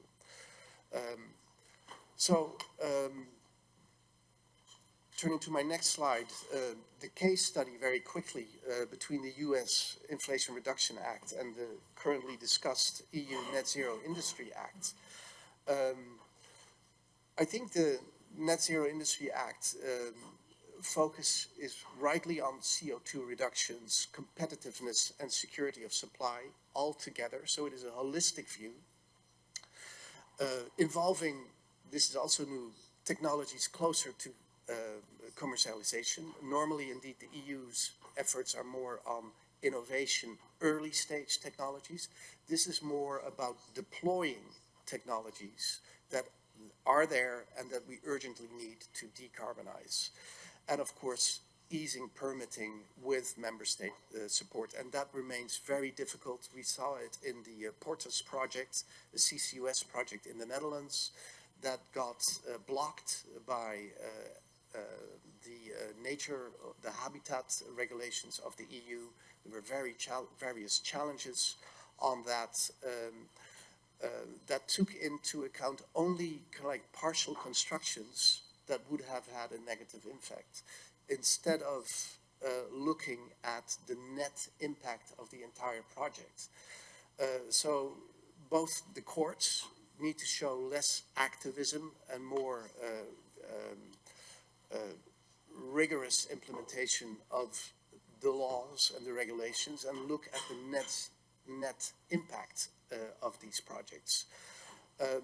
Fortunately, in appeal, that project has gotten a green light, so that is moving forward, but of course it creates a tremendous delay, it adds costs, and it doesn't really instill investor confidence for industry to move forward. What is interesting about the Net Zero Industry Act is that the subsidies remain non-discriminatory, and that is a good thing, but they are still set in a context where we see less predictability for investors in EU markets. And I think a testament to that development is, of course, the European Commission's or the EU's withdrawal from the Energy Charter Treaty under the somewhat disingenuous claim that it is a treaty that promotes or protects fossil fuel investments. And this is not really the case. This is, of course, how it is portrayed by various stakeholders. But what it does, it is a treaty that protects investment in the energy sector. And much of the investor-state disputes that have led to controversies and put governments under pressure to withdraw are indeed the investor-state disputes that have arisen under renewable energy contracts and the adjustments in subsidy regimes under these renewable contracts. So the investment climate is becoming less secure, whereas what you really need is a more secure investment climate in order to make this transition happen. Now, the US Inflation Reduction Act, of course, it's a large pot of money, does contain various trade distortive subsidies, especially the local content requirements that are, of course, very much driven by the America First ideology. And that will be challenged, just like the Carbon Border Adjustment Challenge will be challenged under World Trade Organization rules. What we want to avoid, of course, is that we enter into some kind of a trade war here, or a subsidy war, or creating and entrenching new hurdles where governments each go their way and do their own transitions. Of course, there's a real risk that EU energy-intensive industries relocate to their investments to US markets, which is, of course, what is happening. Based on the lower energy feedstocks and the more longer-term and robust supportive and accommodative government measures that the US can offer, and the EU can simply not offer because of the weaknesses in its energy governance and the way the EU is simply set up. So we really have to be very careful here, and we have to, I think in the end, there will be an accommodation, and also Europe will benefit from many of the spillover effects of the Inflation Reduction Act. But the question is really, will those spillover effects outweigh the carbon leakage risk and the risk of deindustrialization? So we need to have much more energy diplomacy with the US in this area to ensure that we retain a level playing field on the between these very two important trading partners. And yeah, Russia, the EU is of course in a very weak position because of its energy dependency on Russia, which was a very logical thing, by the way, before Russia's invasion of the Ukraine. In the time frame and the mindset of that multilateral integration with Russia, I believe Europe was doing the right thing, speaking to its strengths. That dream has not materialized. We saw that happen already with Russia's invasion of Georgia and the turn governance has taken in Russia. So that has been a slow-moving car crash. And we have now crossed the Rubicon, so to speak, and we have to readjust. So that does indeed mean that we have to accelerate on renewable deployment, but it does not mean that we have to vilify the oil and gas industry. We still need to invest in our own resources. We need to develop our own available gas fields. And I think here, what is happening in the UK, Rishi Sunak's choice to max out the North Sea and indeed to play the carbon capture utilization and storage card are right. Now, whether he will survive is, of course, the open question. So that is a very interesting development, which I think we need to watch very closely, because it will set a certain example that the European Union policymakers and political leaders can look to or learn from or refer to. So it's very positive that that has happened.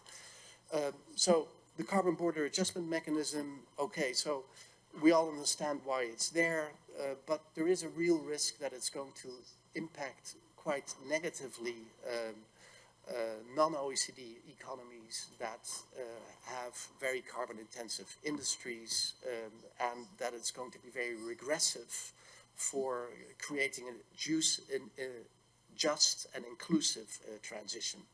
So there is a real risk here of unintended consequences. So we need to play the carbon border adjustment mechanism very carefully. Of course, it's in a transitional phase. What I really think we need to do is we need to have more engagement on emission trading systems and carbon markets per se.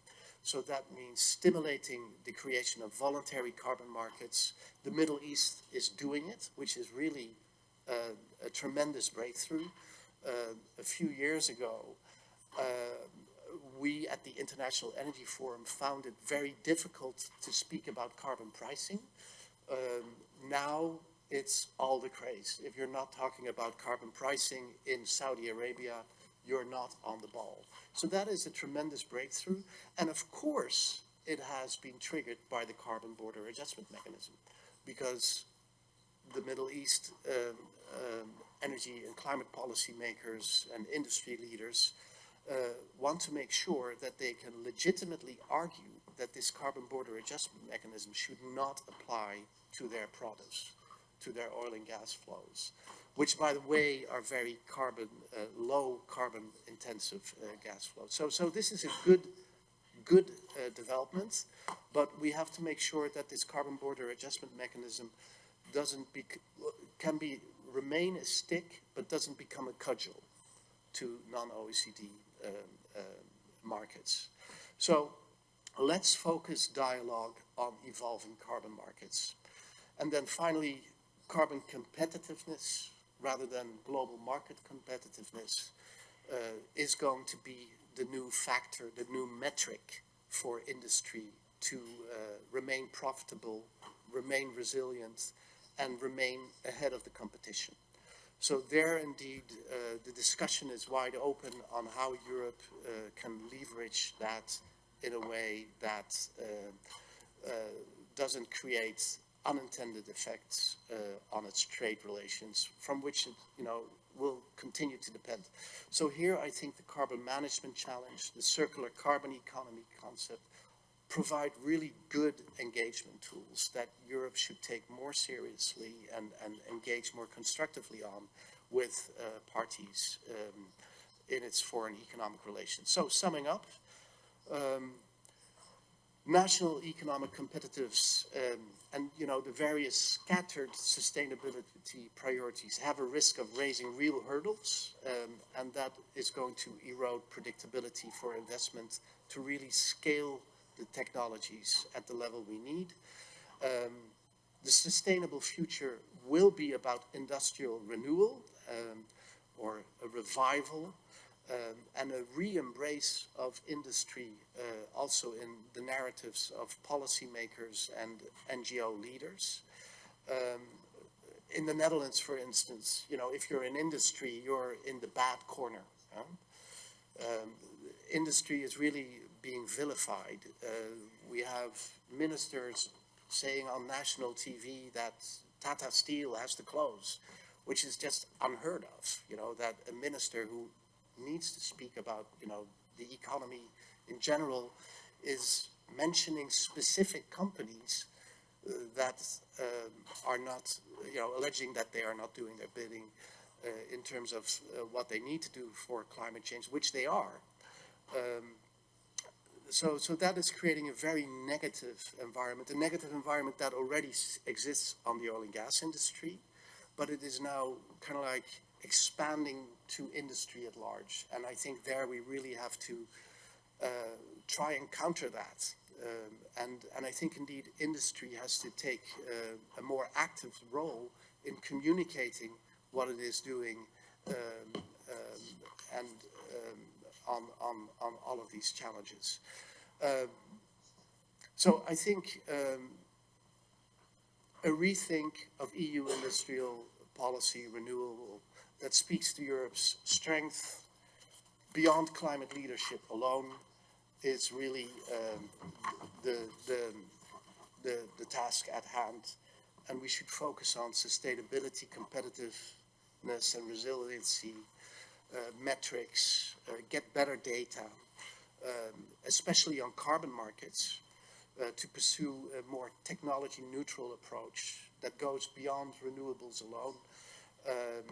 And we can use carbon markets to create the market signals that investors need to really invest in these carbon capture, utilization and storage technologies. Because indeed, mind you, it's very difficult to develop a business case for carbon capture, utilization and storage where you're basically sending waste flows back underground without a carbon market or without a way of getting a revenue stream on that activity. So carbon markets are really essential, and we need to focus more on that space. Thank you very much.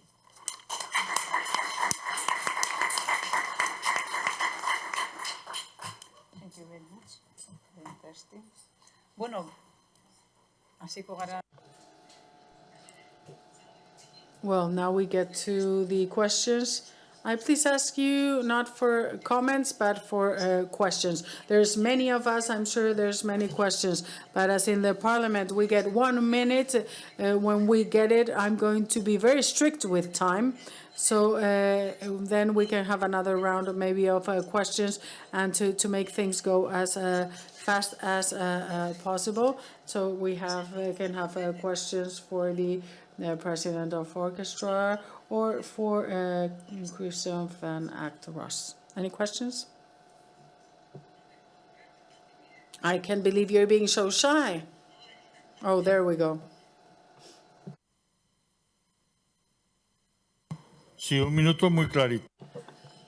1 minute, and I'm going to be very clear. I'm Ramon Vázquez, and I'm going to speak on behalf of a substantial element in the economy, and that is transport, the transport of goods. 5 things that I hope to be very specific about. I'm concerned about how in this issue, when we speak about sustainability, resilience, competitiveness, all these beautiful terms, when we go to the regulation from the EU Parliament, Spanish government, Basque government, provincial governments, they never take into account a sector that is a 10% of the economy, of the GDP, and of employment in Spain, and that in the supply chain is a substantial element, because there's nothing with no transport. And I'm talking about the transport of goods. And transport is much more than only infrastructures. Transport is super intensive at an energy level. Oil, yes, 45% of tax imposition there. There's also true that now we've received 20 cents per liter and so on and so forth, but we need more because the prices continue hiking up. And hydrogen, you talk about hydrogen, and yes, it's expensive. It's something that will exist on the long term. Biofuels, the problem of water. We have the Panama Channel, growth areas, and so on and so forth. But going back to the specifics, regulation, 29th, the one Rule 809 of Europe, and the one in Spain. They talk about electric recharging stations, charging points. So they are announced, and they say this is going to power for 500, 800 kilometers. But we talk with the companies, well-known companies like Iberdrola, and I know they will be speaking later on, or Naturgy, Repsol. There's no enough power to supply the fleet basis of trucks and lorries. There is not enough power for them. And let me finish. Yes. What about parking spaces? Every 100 kilometers, we have a charging point. Does it exist? Who's supplying this? The same thing every 200 kilometers for hydrogen. So the regulation and the legislation is not taking into account reality. That's my point. Thank you.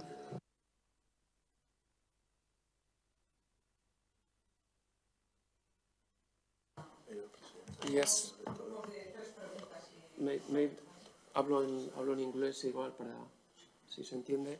Yes, good morning and thank you very much. My name is John Lezamith. I'm representing Siemens Gamesa, one of the global wind turbine manufacturing leading companies.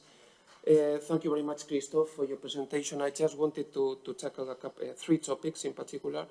The first one is I was attending on Friday a panel driven by the International Energy Agency, and they were saying, related to the report, to the net zero report, that with the current green technologies available, the only way to reach is accelerating. So I think that is extremely important. Also to the statement by Iván, I agree with you that the accurate path and pace should be followed, but looking into how China or the US are going to drive the transition, otherwise if we don't accelerate, we are going to be lagging behind. Second, I think that the European policies have lacked until now on the alignment between energy and industrial policies, not so much on how much industry can be decarbonized, rather than on the role of supply chain. Because if we look into the energy trilemma, energy security is not only about how much Europe can produce domestically, energy-wise and clean energy-wise, rather than how much of this energy can be manufactured by the European supply chain. And I think we are currently suffering such consequences, and this is the reason why President von der Leyen was included in her State of the Union speech the need for a wind power package, because otherwise China is going to be overcoming and they will be installing, they will be leading not only solar panel manufacturing but also wind turbines. And I think it was very, very positively mentioned regarding collaboration, the need for collaboration, because we have recently seen the announcement by the Commission that EU trade investigation would be launched against China regarding electric vehicles, and we have listened already what was the reaction from France and Germany. So we are still heavily dependent on China. So, for example, talking about the wind sector, we are still not only in permanent magnets, rare earth materials, and so on and so forth. So I think that bilateral agreement, of course, with the US, but also with China would be essential. Because if we just put bans, if we just close our borders and return to protectionism, we will not be able to accelerate the energy transition. Thank you. Eskerrik asko, Jon. A ver, bueno, Emilio. Cerramos esta ronda y la siguiente hacemos otras 3 preguntas. Emilio, to wrap up this first round, 1 minute, I promise. It was very interesting. As regards the EU regulation or their regulatory framework, it's hard to simplify legislation. The Spanish legislator isn't the best when it comes to simplifying. In Spain, we have the legislative royal decree that aims to put some order and disperse the regulations, and through the royal decrees in Spain, we put even more chaos in the regulatory framework, and the legislation becomes even harder to understand. And this leads to a very difficult situation. I've seen royal decrees ruling on energy issues, ruling on in vitro fertilization, for example, or ruling on arbitration in such a way that it is extremely hard to enforce. And we see that far from simplifying things, we make things much more complicated. The Spanish legislator honestly has failed repeatedly. We've seen this. The Spanish Association of Notary Publics has raised a complaint because it's important for professionals to understand what pieces of legislation are enforced and apply. That's the first comment that I wanted to make regarding the need for simplification of the regulatory framework. Mireia, in her introductory words for this seminar, referred to environmental fundamentalism. It's very, very easy to position a technology park in Extremadura, and it's very difficult to have a technology hub here in the Basque country. And I'm talking about technology parks of a very different nature. There's also a political nuance to these decisions. And I promise I'm going to leave it here. Aren't we distorting market requirements? It's easy to create energy and transport energy from some places, from some cities in Spain, and it's extremely difficult to produce energy and transport energy from other places, from other points of the territory. I see a great asymmetry. And that poses yet another challenge and leads to incompatibility between ideology and technology. But I believe that from an Aristotelian standpoint, technology and ideology are the same. I've been very generous when it comes to timekeeping, and now I'm going to give the floor to the speaker to address the questions that have been raised.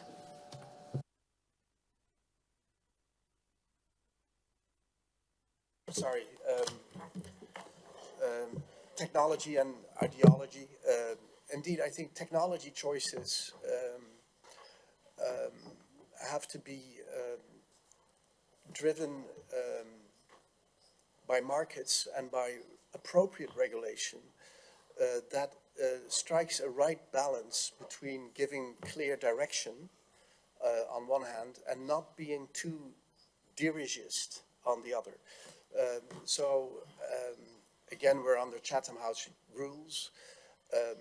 My personal observations, although I haven't been intimately involved with the process, of course, just on a European example, is the whole exercise of the taxonomy and the debate on gas and nuclear and whether it would be included or not. I thought I understand why that discussion needs to be had, but is it really a good use of time? Is it really a good use of resources to go into that level of detail? Whereas in the end, indeed, it are the markets themselves that have to determine in a given context what is sustainable. So there, I think there has been, again, under Chatham House rules, there is some real regulatory overreach. And I think, indeed, it has also been overtaken by events. Russia's invasion of Ukraine, the need to switch to other gas suppliers has prompted the EU to call out for gas in a way that is, perpendicular or, in stark contrast with the whole discussion on the role of gas in the context of the taxonomy. So there you've seen basically a very remarkable situation that the EU is having great reservations with the sustainability of gas as a technology choice or for ideological reasons, or the same can be said for nuclear in Germany or Austria. Whereas on the other hand, it really is purchasing all the gas on the global market that is available and it can get its hand on. So outsiders are looking at this and throw up their arms in disbelief, and it does also undermine the ability of the EU to be heard abroad and to be seen as a credible leader. Of course, these are very special circumstances, so maybe we shouldn't, but there is a real risk that we have too much dirigist regulation, probably also incurred by this sense of urgency and the sense of alarm, which are just poor advisors in any situation. I think it's very important that we keep a calm, conservative view on all of this and come to rational, well-measured choices. And the default is the existing system, which has a lot of challenges, but is not broken. So that's on the first question. Then on the comments by the speaker from the Siemens Gamesa, indeed, so the IEA has really taken a global leadership role. And I congratulate the IEA for that, and Fatih Birol, who's has become somewhat of a phenomenon. I am concerned with the messaging of the IEA, I must say, and also the alarmism and the narrow view it has on net zero. You can quote them directly, so the pathway has narrowed. That is now the official message we hear from the IEA, and I think it's a dangerous message. I don't believe that there is one scenario or there is one route that is the right route. I think there are many different routes, and well, tralala, you know how the story goes. So here I think there is some problem in the messaging. And I think that will eventually be rectified by the dialogue and the Chinas and other countries who are taking a different view or just have to work with the realities they have. Think of Pakistan, the example I mentioned. they are nowhere near this net zero route, they are going the other way. And they believe that they are doing the right thing, and this is indeed dangerous. So coming down too hard with one single message like this is the pathway for the transition is very dangerous and will lead to problems and will lead to disengagement and will make everything more complex and more costly. So I'll leave it there because we work very closely, of course, with the IEA. I've worked with the IEA myself, and they are doing a lot of good work. And by the way, maybe this is their role. It's not their role to be right. It's maybe their role to be wrong and to come out with, you know, provocative messages so that we can discuss and others can find the right answers. So on the electric charging points and not enough power, you know, I think that's a very good point. So the EV transition has to be a real transition that leads to real carbon reductions. Many of these electric vehicles, of course, are also benefiting from electricity powered by unabated fossil fuels in China, for instance. So the uptake of electric vehicles is not necessarily a reduction in carbon emission. But I think the point that you were speaking to is really a question about infrastructure and investment in adequate power supply and adequate networks. And that is an area that we have overlooked altogether. I think the discussion has been very much about, is it renewable, is it coal, is it CCUS, is it nuclear? And these indeed, we have to advance the dialogue. We have to accept that it is, you know, going to have to be an inclusive picture. And now we have to focus on the infrastructure requirements to make this transition really work. And that comes to electricity grid, renewal of electricity grids, capacity additions, extensions. And we need to accelerate that permitting process to make sure it all happens. And we also need more storage capacity to ensure that we have this flexibility so that we can have these electric charging points in place. Thank you. Pasamos al segundo. Now let's move on. Yes, then we have a question out there. Well, I have a comment regarding mobility, if I may, as raised by the representative of the transportation sector. Well, the only region that has done things well is the Basque Country. And I'm saying this out of I'm completely convinced because we have subsidized EVs, electric cars, but also internal combustion cars at the same time in order to promote the renewal of the vehicle fleet so that people that cannot afford electric cars because they don't have the money or because their mobility decisions will not make EVs the best option, but these people can reduce their environmental footprint by using more modern engines with consumptions that are up to 40 or 50 or 60% lower than that of many cars. So it's a very simple way of reducing the footprint. And if we add to this biofuels and synthetic fuels, the opportunities are huge. And in the case of trucks and lorries, the Basque Country has been the only region that has given subsidies to lorries. And the car fleet has an age of 13.5 years, whereas the lorry fleet is older. The average age is 18.5 years. We have renewed the lorry fleet, and we've provided the support to the heavy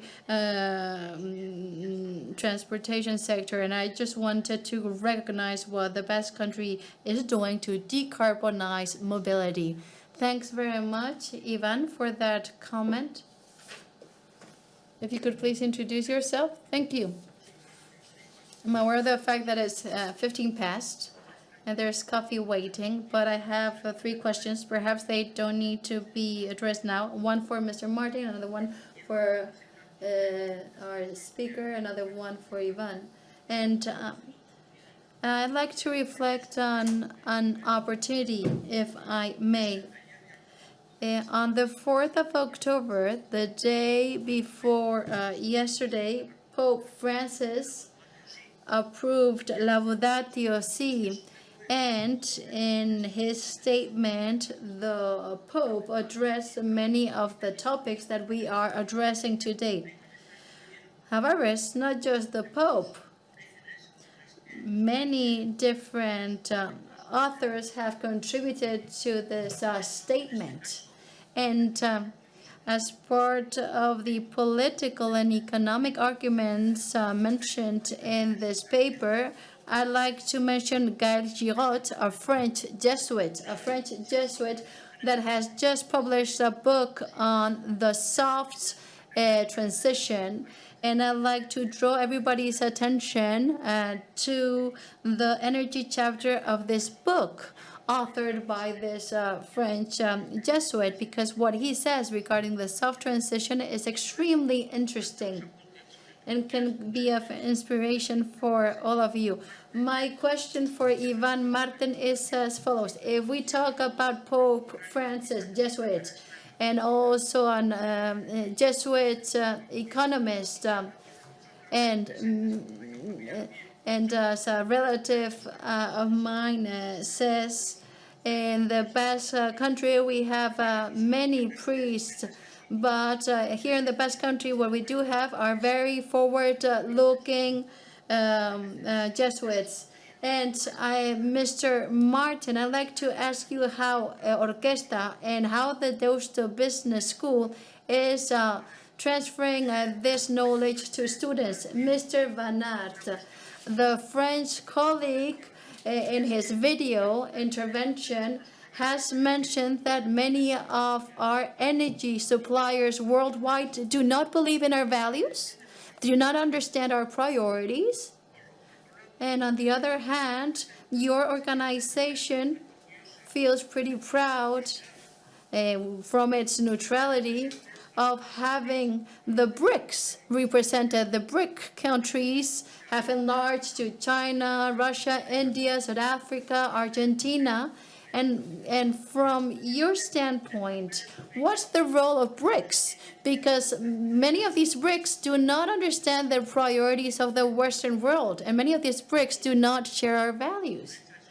I'm saying this because Mr. Martén was referring to geopolitics, but we also need to understand the geoeconomics that underlies the geopolitics. We also need to think about energy security. We can also refer to it as strategic independence.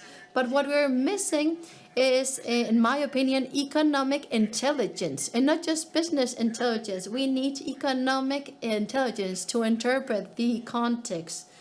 And my last question is for Madame Bilbao, as a member of the European Parliament. And right now, in this context, Madam, how is it possible to validate the appointment of someone who used to be the executive manager of Shell and an oil company, and of McKinsey, the consultancy firm? I'm talking about a former Dutch minister. Why is it that he has been appointed to take the climate dossier to the Dubai conference of the parties? Isn't this a misleading message to appoint this individual?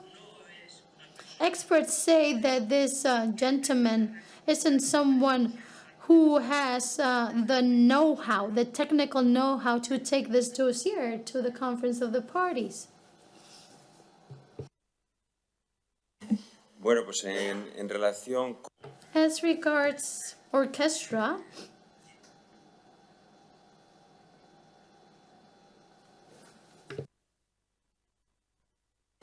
no pasa nada, súper rápido. Quizás soy el gran desconocido. I'll be fast. I have worked for a decade in Chile in the Energy Regulation Agency, and I was part of the Energy Board in Chile, and I have some doubts that I'd like to share with you. As regards Iván's presentation, I missed the presence of Latin America in the geopolitical map. I believe it's an important player. And I'd also like to mention that I understand that there are bigger countries like the US, China, and Russia. They're the ones that need to take action. But I'd like to mention Costa Rica. Costa Rica is a country with a 100% renewable system with integrated energy and education policies. I've missed the reference to education and training in the presentations, and I'd like to ask you, Mr. Martén, how you believe the small countries are doing and how their activities is changing and shaping also the policies of big countries. If small countries join forces, I think their impact can be huge. Of course, I understand what you said. It's the big countries that have greater potential for change. About, well, you mentioned a lot the risks about the inflation, but you didn't mention about the central bank. How do you think that central banks may play a big role in controlling this inflation, and how the energy sector can collaborate with them on developing these economies? And I know maybe the renewable energy is not a replacement in the short-term policies, but how can we manage this on the long-term game of the economy? Izaskun, perdón el nombre, te quería preguntar un poco en línea con... And a question for Izaskun, in line with what Christophe was explaining. Humbly, I'd like to understand how we can create integrated policies respecting the individual identity of communities, of regions. Because in his presentation, Christophe mentioned something that is very important. We all understand that in the EU, there are different ways of seeing politics, understanding life, economy, habits. And one of the key challenges, key cross-sectional challenges, is the fact that it's really hard to represent and bring to the table all the different views and opinions. But Christophe has mentioned that we need to overcome this to a certain extent, or in order to have cross-sectional policies that can help us respond to today's challenges in an agile fashion. We need to go beyond the U.S. Policy approach. In the United States, for example, for energy development, they're pretty cross-sectional, or what China and Russia are doing. Because at the end of the day, they do represent the entire country.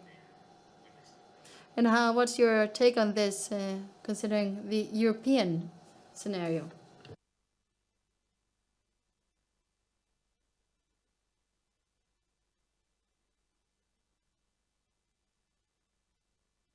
Microphone, please. Dejamos las preguntas. Well, we leave the questions for the next panel. Iván, quick answers.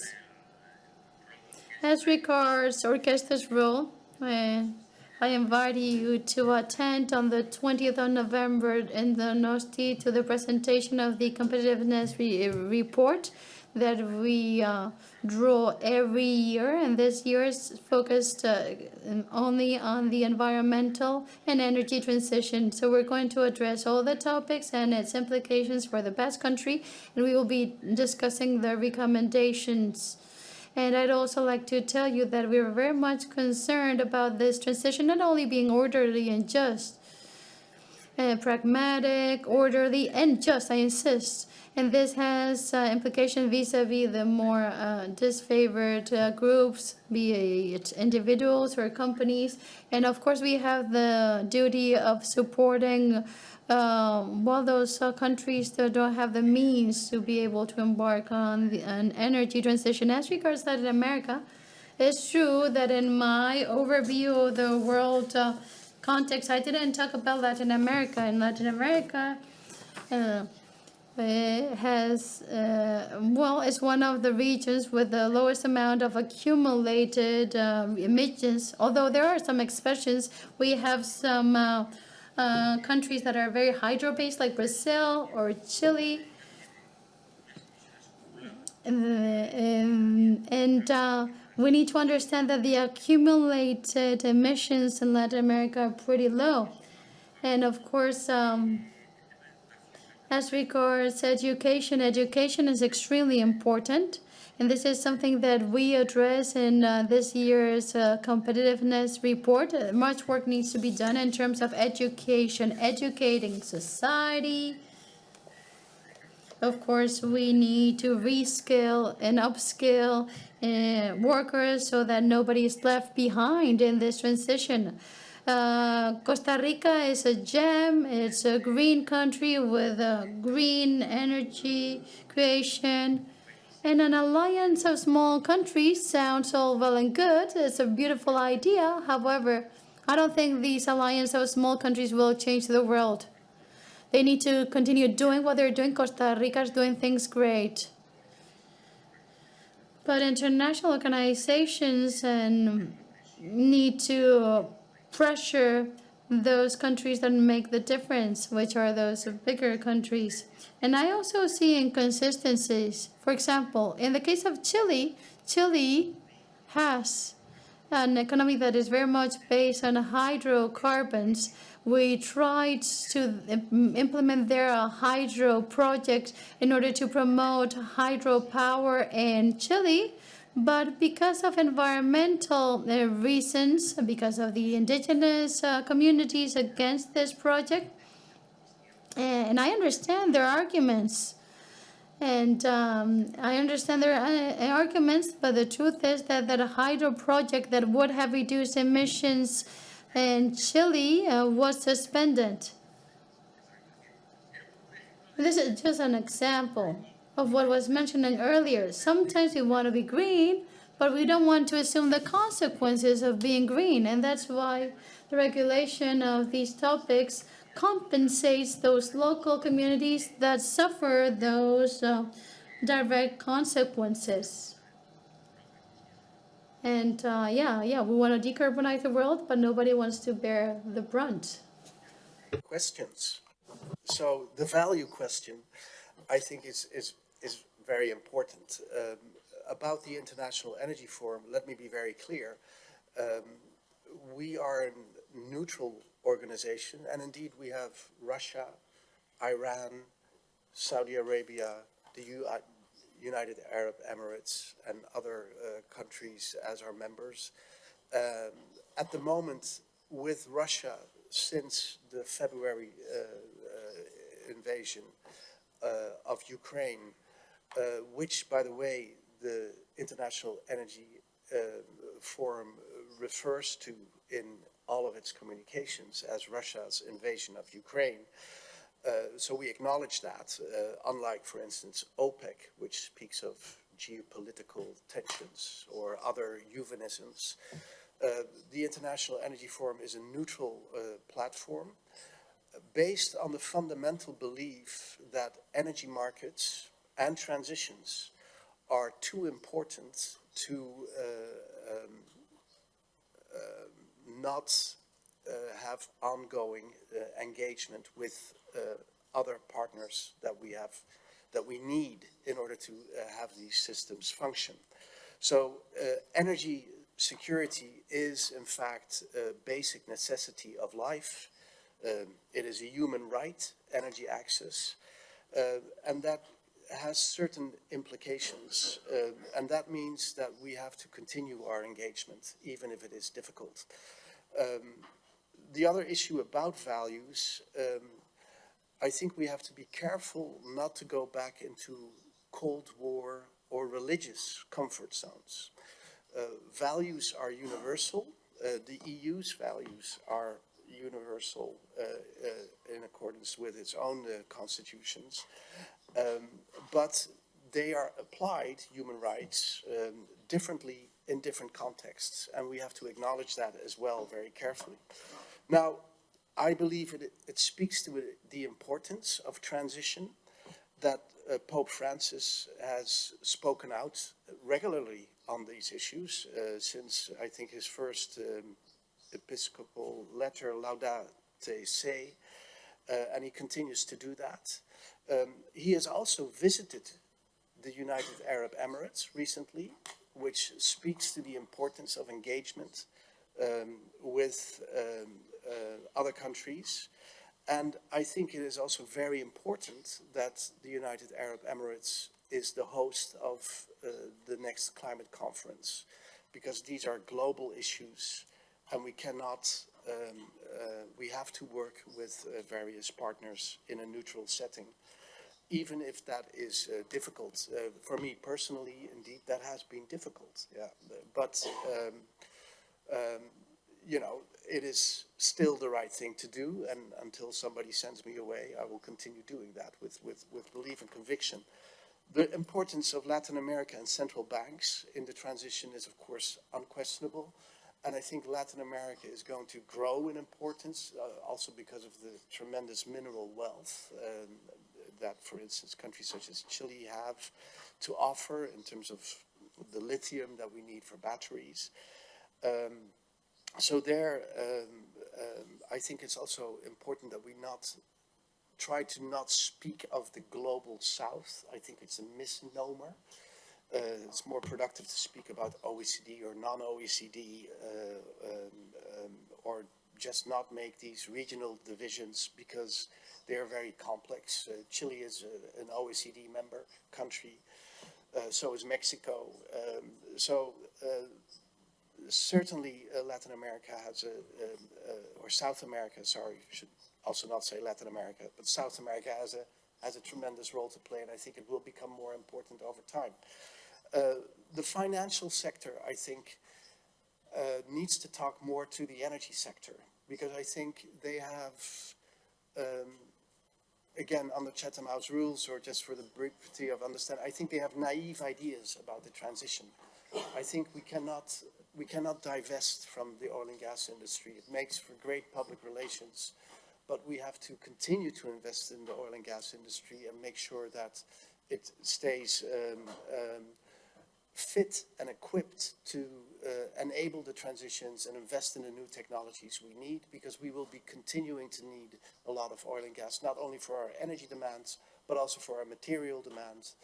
Think of the petrochemical industry in providing all the plastics and other materials that electric vehicles need to be efficient. So there, I think we really need to have more dialogue, and indeed I think central banks need to be more careful with applying financial rigor to ensure that we offset the inflationary effects of increased government spend and subsidies on green transitions. Muchas gracias. Bueno, de manera... Thank you so much. And very briefly, to try and finish answering both questions, first of all, Pablo, you were asking about him being a good candidate. Well, I wasn't in the commission, but I must say that the assessment of the majority of the groups was that his intervention was very good. What didn't happen with another candidate that we had. And I can trust this because one of those assessing is part of my group and is someone that I do not disagree with on many of the reports we voted. And in fact, sometimes we vote in different ways. If this person valued in a positive way the contribution of his experience and knowledge, I trust this person. if it's the most adequate person to represent the G20, someone who had previous experience in a business. Maybe what we should do is to assess and to value their experience, their career, their evolution, and what they contributed with, because this is as vilifying fossil fuels. Maybe someone that has had a personal experience in an oil company seems that it cannot represent us. And in fact, then in the Basque country, we would have good example of people with a long experience and careers that could represent us really well with careers and with representing our objectives before the G20. So I believe we should be very careful with this kind of things. With this, of course, are all different opinions, but that's my viewpoint, and I want to be a little bit more careful regarding these issues.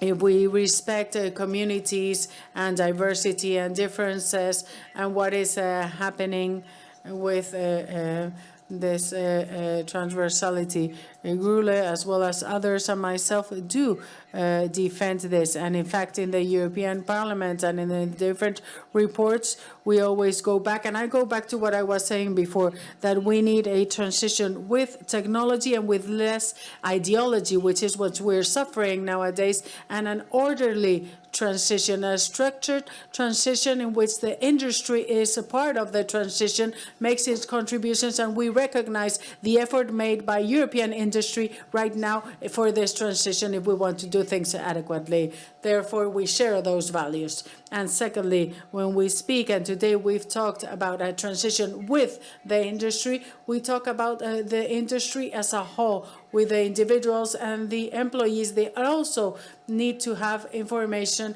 and skilling and reskilling and upskilling for new jobs. So we agree on this. Another issue is the types of energies discussion. He defends nuclear energy. But here today we've talked about Europe, saying Europe decides, well, there's something that we all know, but I want to remind you once again, because I do this in the conversations, discussions with my friends or even neighbors. Europe is also the member states. And here, beyond the regulation that we have, that we constantly non-comply with it by part of the member states. Because some say Germany and France are doing things differently. No, Germany and France haven't done their job well, because when we voted about the elimination of combustion engines for 2035, some have voted against this regulation, but we were not a majority in the European Parliament. But later on, and differently to what happens in the Basque Parliament, where you vote and it becomes an act, then we have to negotiate this with the member states. And one of the most active to promote this act was the Socialist German party that was very active in the European Parliament. What has happened now?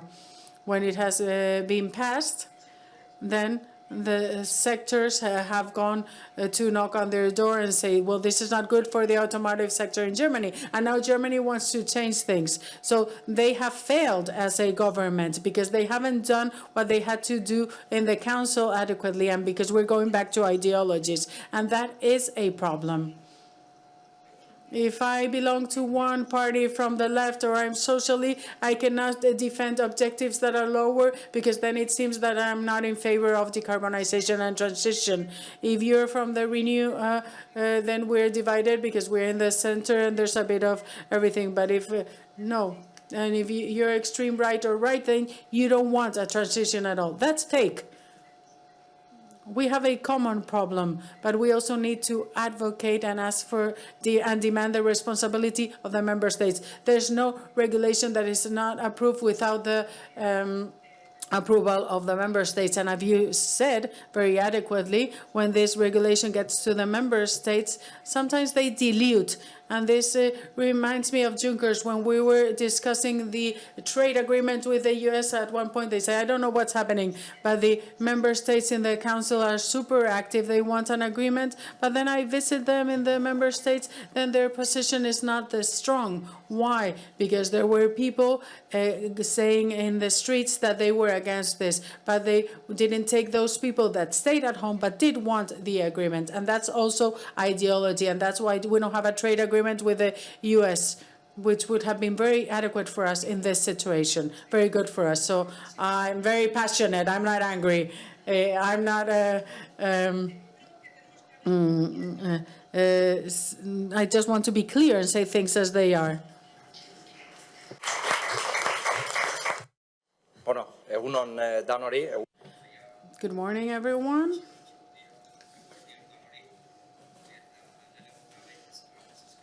He's saying a few words in Basque. We will continue interpreting as soon as he shifts back to Spanish. Thank you for bearing with us. Aberasgarri bat sustatzegarren.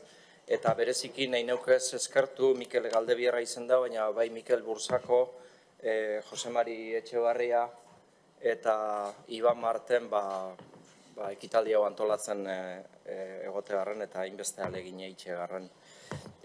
Just say, Christophe, that in the next panel everyone can speak in English, so don't doubt about asking any question in English, interrupt us, and we will answer you pleasantly, okay?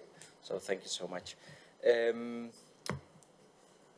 Vamos a hablar sobre la transición energética de Euskadi hacia un modelo de... We're going to speak about the energy transition of the Basque country towards a public-private cooperation model that is both competitive and sustainable. I must say that the EDE has existed now for 41 years, and what we've seen throughout these years is that energy transition doesn't happen overnight. In fact, we've had set objectives, and every 10, 15 years we set up a strategic plan. But what is on paper, it's not so easy to materialize, and even less so in this era where it's clear after the invasion of Ukraine by Russia at a European level, and we've discussed this has been discussed by previous speakers. Europe has a high dependency, and therefore we need to depend less of other countries beyond Europe. In this path, renewable energies have a very significant role, as we all know. And I would like to tell you a personal anecdote, because while we were listening to the different presentations, I received two pieces of news. One of them that says EU countries lagging on wind energy goals. This is information coming from an NGO that speaks really well about the wind sector, but at the same time also warns us of how we are transitioning in a very slow manner and are being slow in the implementation of this kind of energies. And this is what we have, photovoltaic and wind energy, that are both competitive in the market, even more than hydrocarbons or fossil fuels. And then I received another piece of news that is also very much linked to what we want to discuss today. In the Gara Journal, they speak about how agriculture and farming is against photovoltaic in Spain. In fact, this week I heard a mayor saying that he's in favor of renewables, but not in his municipality. And these renewables have to be implemented only in public buildings and facilities and not in private buildings. Therefore, we're facing a problem, because with what we generate in these facilities, it won't be enough. We will need much more energy than the one generated through these installations. And I wanted to link this.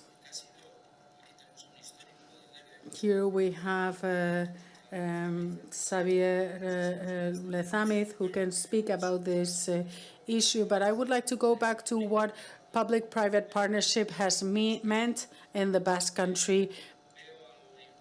I see the City Council of Bilbao represented by Josu Madariaga and Jaione Ortiz. The same week, we've also heard about Bilbao Ener, which is the company that will help us implement more and more renewables and be more efficient in the city of Bilbao. I see Mikel representing Sabal Garbi. That is a clear example of what a company that promotes a public-private partnership is. We also have Xavier Viteri, a representative of Iberdrola and Iberdrola, and ourselves, the EVE, have had a long-standing relationship, and now we are addressing important and significant projects for the Basque Country.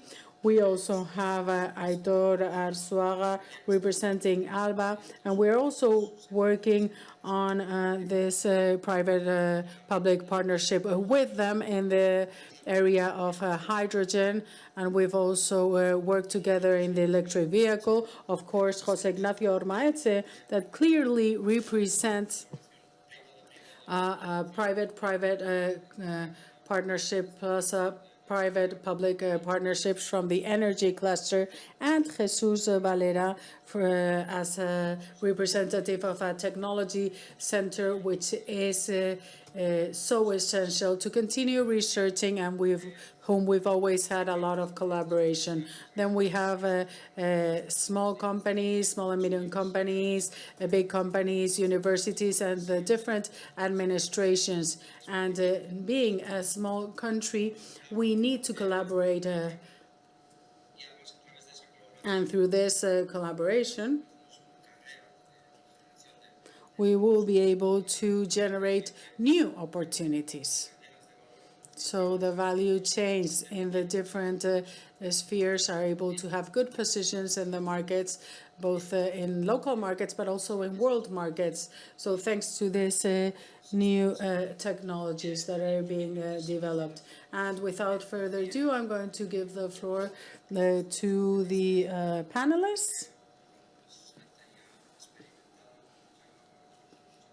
People with long-standing careers and experience that can tell us about their view on energy transition and how they see that public-private partnership that I was mentioning. And we will start with Jesus Valero, who is, has a PhD in biology and has a master's on marketing. He's also, and I believe this is important in this forum, member of the executive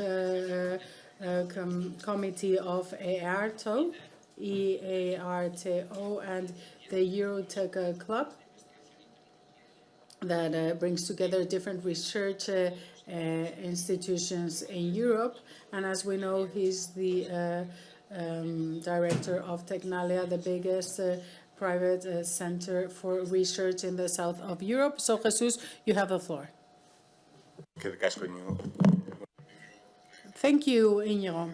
I would like to first thank the Sabino Arana Foundation for inviting me, and especially Iván. Thank you for inviting me and for giving me the opportunity on behalf of Tecnalia and myself to speak about our position as those working on research. In fact, the biggest R&D unit is the one for climate, because we give great importance to it, and we want to contribute to the development of the Basque country in this area. And I would like to go back to something that you've said, Christophe, and you said that we will have new technologies that will change the game, that will change things, and this illustrates very well what I'm saying. And I'm going to modify your words if you will allow me to. And that is that we will also bring new technologies, and that's the position of the Basque Country and of Tecnalia. And I would like to talk about 3 opportunities that we have on the table that we need to make the most of. Because we find ourselves in a situation that reminds me to what was happening in the Basque Country in the 80s. At the time, we needed an industrial transformation, a full industrial transformation facing a financial crisis. And nowadays, this crisis is not only in the Basque Country, it's a global crisis, but also brings us to this change. And we need to have the same mindset as then. So that's why I will speak about these 3 elements, because these are spheres where I believe we can work for the creation of a new industrial fabric. So starting with real data, if tomorrow the Basque Country stops producing CO2, and we are at net zero in all of our industries, carbon neutral, or our agriculture, or our cities, we would contribute to the in a 0.02% to the elimination of CO2. So we are irrelevant from that standpoint. And this is something that we need to be aware of, and it's the first thing we need to be aware of. That doesn't mean that we don't have to do it, because I believe there's 3 fundamental reasons to do so, 2 that have to do more with ethics and 1 that is more pragmatic. The first one would be that we have a commitment, as they had in the 80s for those that they industrialized the Basque Country. We have a commitment with future generations, as I was saying. And Iván also mentioned this. We also have a debt with emerging countries.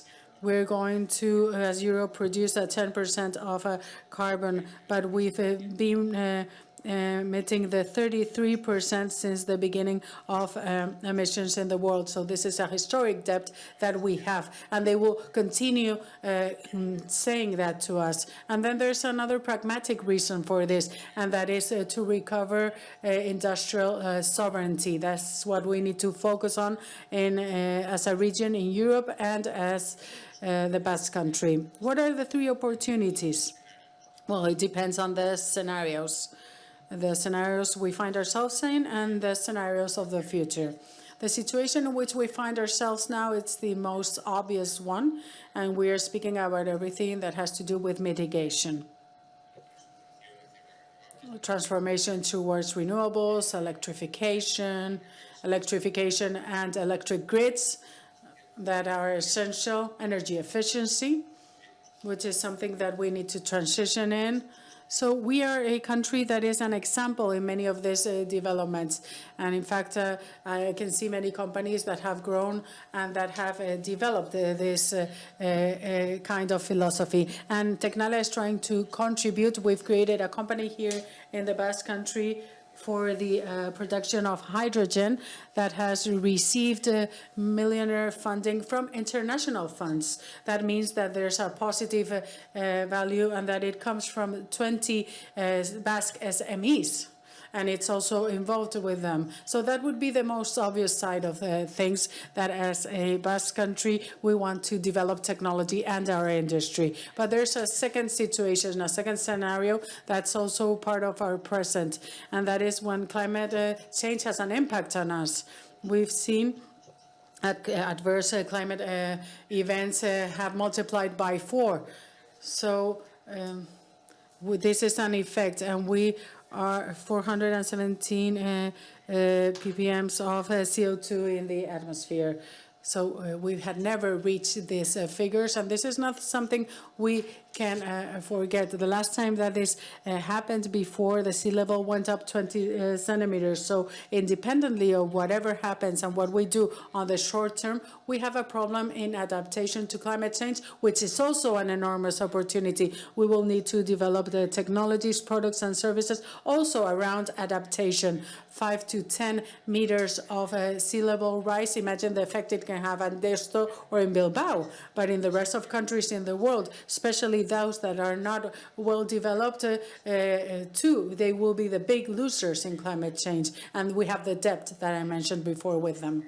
We are working in fields like the development of cities to adapt to adverse climate events, but also agriculture. We need to change agriculture, taking into account water scarcity, for example. Water management is going to be critical. And in all these fields, we have an opportunity of development of technologies that we can develop for us and sell to the world. Because our agriculture, maybe it's not the most relevant in the country or in the world, I mean, in the Basque country, but we can generate technologies that can be sold in other places to maintain our and be sustainable.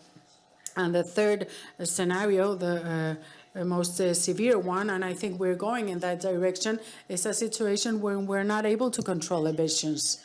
In fact, in the last year, the world has grown in a 0.8%.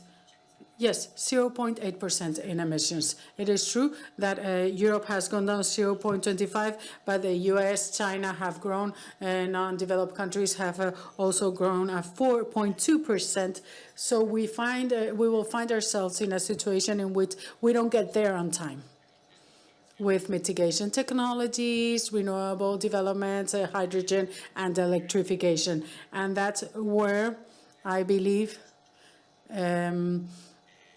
carbon capture will be really important.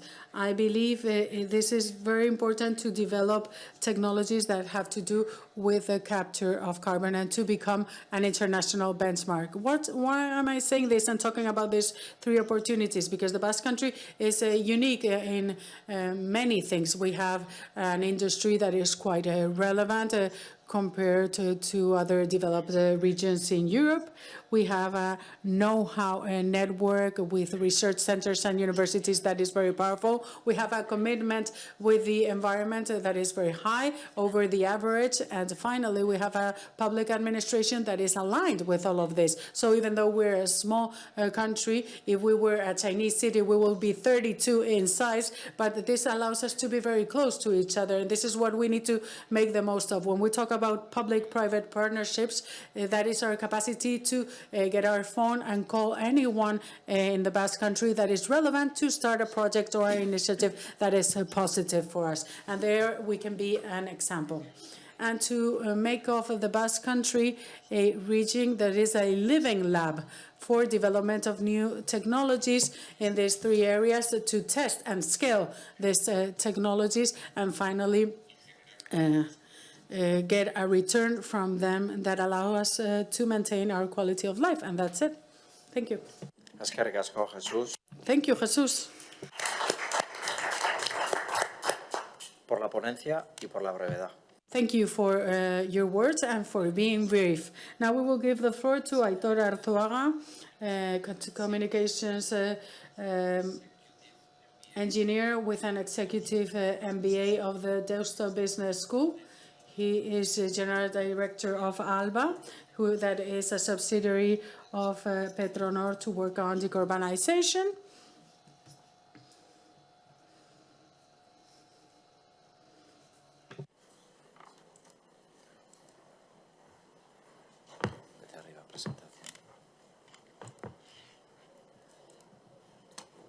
Sobre Aitor.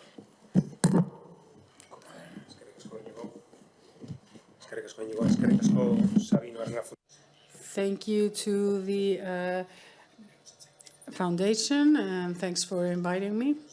Good morning, everyone. I would like to try and give you Petronor's perspective. And as we all have in our mind the image of this big refinery, is one of the biggest refinery as in Europe in the production of fossil fuels. And in this issue of energy transition, we're very committed. So we're really involved. We represent more than 20% of CO2 emissions of the industry in the Basque Country. That's just only us. So therefore, we have a full commitment in the reduction of our carbon footprint. And as part of the Repsol group, we also stand by the commitment, the public commitment of this company, the first company, private company, to say that they will be net zero in emissions, scope 3, saying that including everything that we do and all the products that we commercialize, we would be net zero by 2050. When you manufacture either cookies or spoons, this is difficult, but when you work with oil and gas, it's even more complex. In fact, we have different intermediate steps to be able to achieve this, and honestly, and as our CEO says, we still don't know very clearly how we will achieve the last part. But what we know is that we're going to fight to be able to get to this. As Arantxa Tapia said before, this is something that we can do in two ways. One is by closing, and there's no more emissions. And the other one is transforming ourselves, making use of this transformation lever. And that is our roadmap, because we really don't have any other options.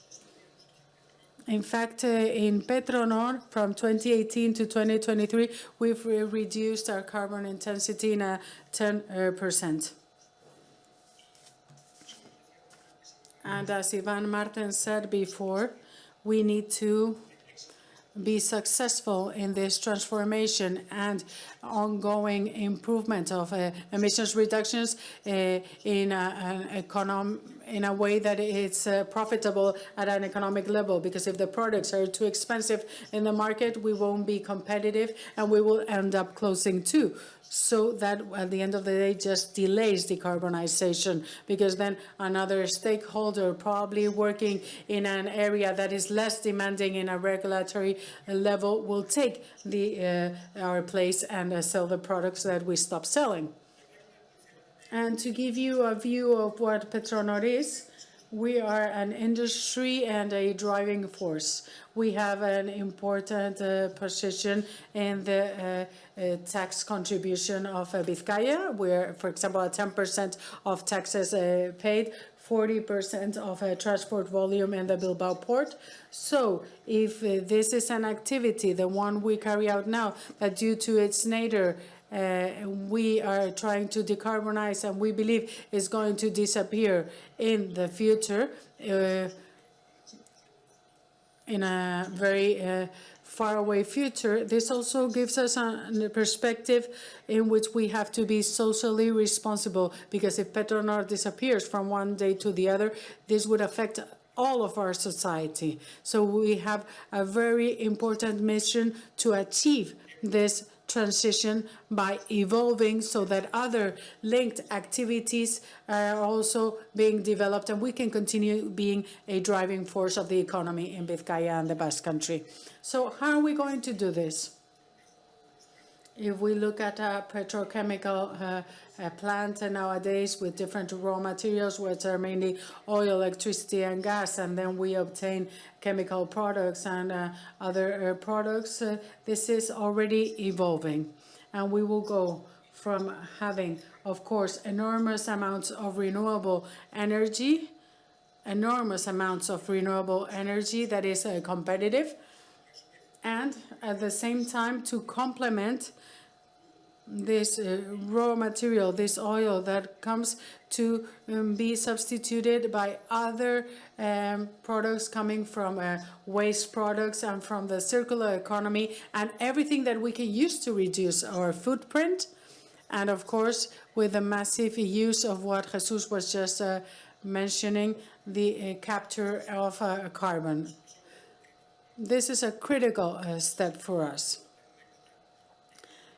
For example, We are the only refinery in southeast of Europe that has been capturing carbon for more than 10 to 20 years in different units. And if you drink a Coca-Cola in this part of Spain, the bubbles come from us because we all like Coke. But just an anecdote and an example. So that's the way in which we can provide value to CO2, because the way in which energy transition is affordable is when CO2, instead of a problem, is a resource to manufacture something else. In the same direction, I could also say that this is not something for 2050 only. On the short term, we already are working with 100% recycled biofuels of second generation that start to be available in 5 petrol stations in the Basque country. So we will have bio fuels, 2 in 5 places, 2 in Vizcaya, 1 in Álava, and 2 in Guipúzcoa. So the issue is how to be able to scale this, to be able to decarbonize transport and at a reasonable cost, of course, because if not, it wouldn't make sense at all. And to do this, we have to develop the green hydrogen market. We are leaders and driving force of a cluster that has been developed in the Basque Country, the Basque Hydrogen Corridor. And I would like to speak about 3 projects that we will working on and that are already starting to be developed. So our objective is to develop the technology and the capabilities, and also to work with the value chain surrounding us to be able to make the most of this industrial opportunity, because for part of the companies that are intensive industry, this is a way of helping with their decarbonization. And here I would like to also go back to how decarbonization has different paths, and we have to use the alternative that makes more sense for each one of them. We cannot all work exactly in the same manner, but there are areas where renewable hydrogen will be the solution to make this petrochemistry industry, steel and other industries to be able to move forward. For example, the 2.5 megawatts electrolyzer is a project that we're working in our refinery in Abanto, and here we are developing experiences, technology, and we've been able to bring together the different capacities that were missing in the Repsol group. Then we have the 10 megawatt electrolyzer for a synthetic fuel pilot plant. This is a public-private partnership that is fundamental, and the 100 megawatt electrolyzer that is the next step to be able to decarbonize part of the hydrogen consumption of the refinery, and also facilitate the decarbonization of other part of the industry in the left bank of Vizcaya. Iván mentioned before that we have to work like in the US, but I have a couple of messages taking into account your relevance. We need to have regulations that favor investment. This 100 megawatt project has been considered to be of interest at a European level by the European Commission, working together with other companies like Iberdrola and so on and so forth. This was more than a year ago with 200 million, but it's stopped because we're waiting for the Spanish government to publish what is necessary to get it up and running. So that's the situation. So we as Petronor are the biggest consumer of hydrogen, but we want to reduce this consumption as soon as possible. I know there's no one here that is listening to what I'm saying, but if you can take this message to them, that would be very important for us. And now I would like to talk about the synthetic fuel plant, because the pilot plant that we are developing in the Bilbao port is also an investment of more than 100 million euros. And it will allow us to test the technology, the capacities to be able to scale it further on. And my message here is the following. This is a technology that we believe makes sense for decarbonization, for example, of aviation and heavy load transport. And we believe that it would be valid for these sectors, and we have the ability of working with some of the plants in our territory that will be producing these synthetic fuels. We are working in the Bilbao port. We are obtaining all the different permits and authorizations, but there's a key issue here. Right now, from Petronor, one of our main markets is the US, because we,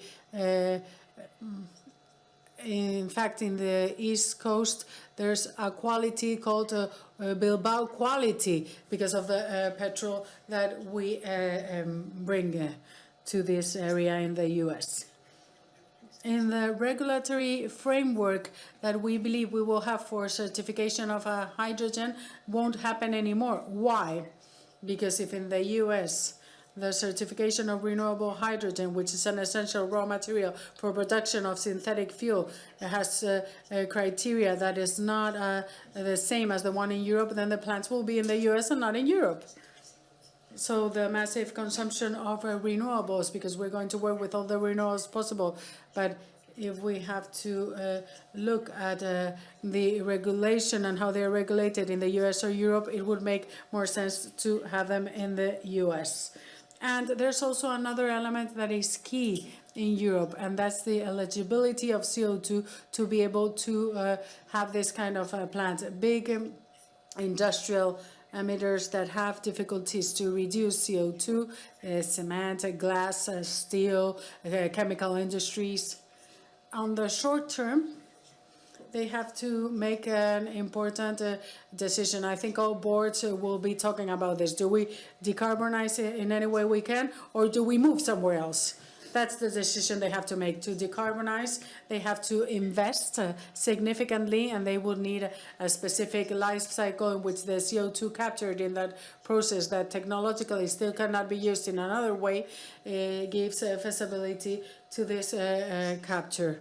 If this feasibility is till 2036, 2040, 2042 for a life cycle of 10, 20 years, it's not feasible at a financial level, so they will be closing plants. And this is the discussion that all these different sectors are facing. If this date of eligibility is 2050 or 2055, then automatically the investment in capture is valid and will make sense and will be passed. But if they close in Europe, what will happen is that the cement, steel, or glass will come from another country that probably is not has, of course, a lower price, but doesn't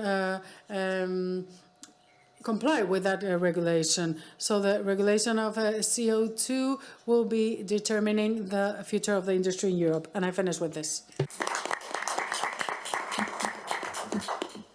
Bueno, eta hirugarrena, Xabier Viteri. And now we're going to give the floor to Xavier Viteri, the chair of the board of directors of Iberdrola, Energía Internacional, industrial engineer by the School of Engineering of Bilbao. He currently is the global director for the renewable business. He's the chair of the board of directors of Iberdrola, Energía Sostenible Spain, Iberdrola Renovables Mexico, Scottish Power Renewable Energy, also Neoenergia Renovables and Avangrid Renewables. But what's most important is what he is the director, one of the directors of the Basque Energy Institution, the EVE.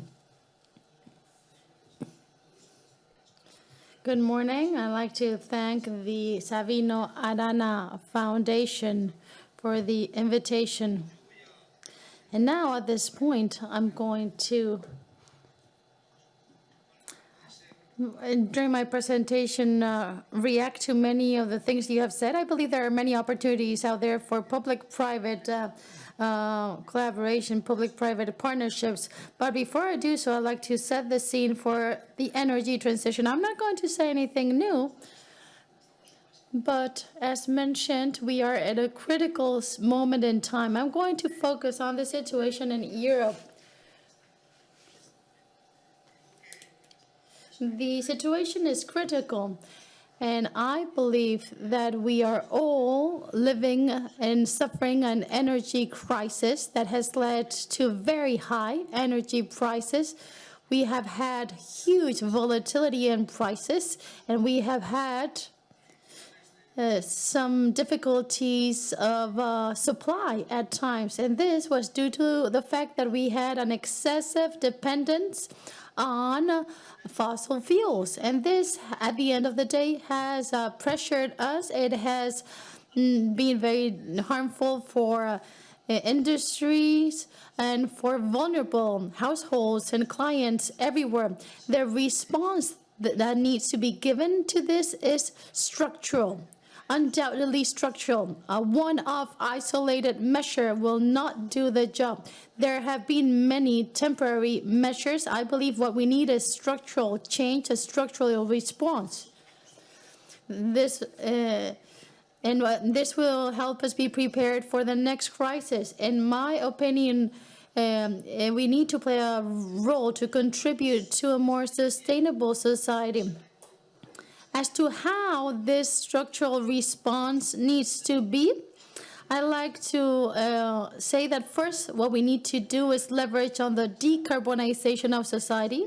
I'm going to refer to an electrical decarbonization. There are other possibilities of decarbonization, but I'm going to promote the electrical decarbonization because of the advantage it has and this strong position it holds. And second, I'm going to refer to the fact that this response needs to be given from Europe. That's my belief. It cannot be done through member states individually, but rather through the EU. The decarbonization of society through electricity is, in my opinion, one of the key strategies. Through electrical decarbonization, we will be able to address the issue of self-sufficiency, energy self-sufficiency. And as John was saying, when we talk about self-sufficiency, we do not only need to think about the source, but also the technology.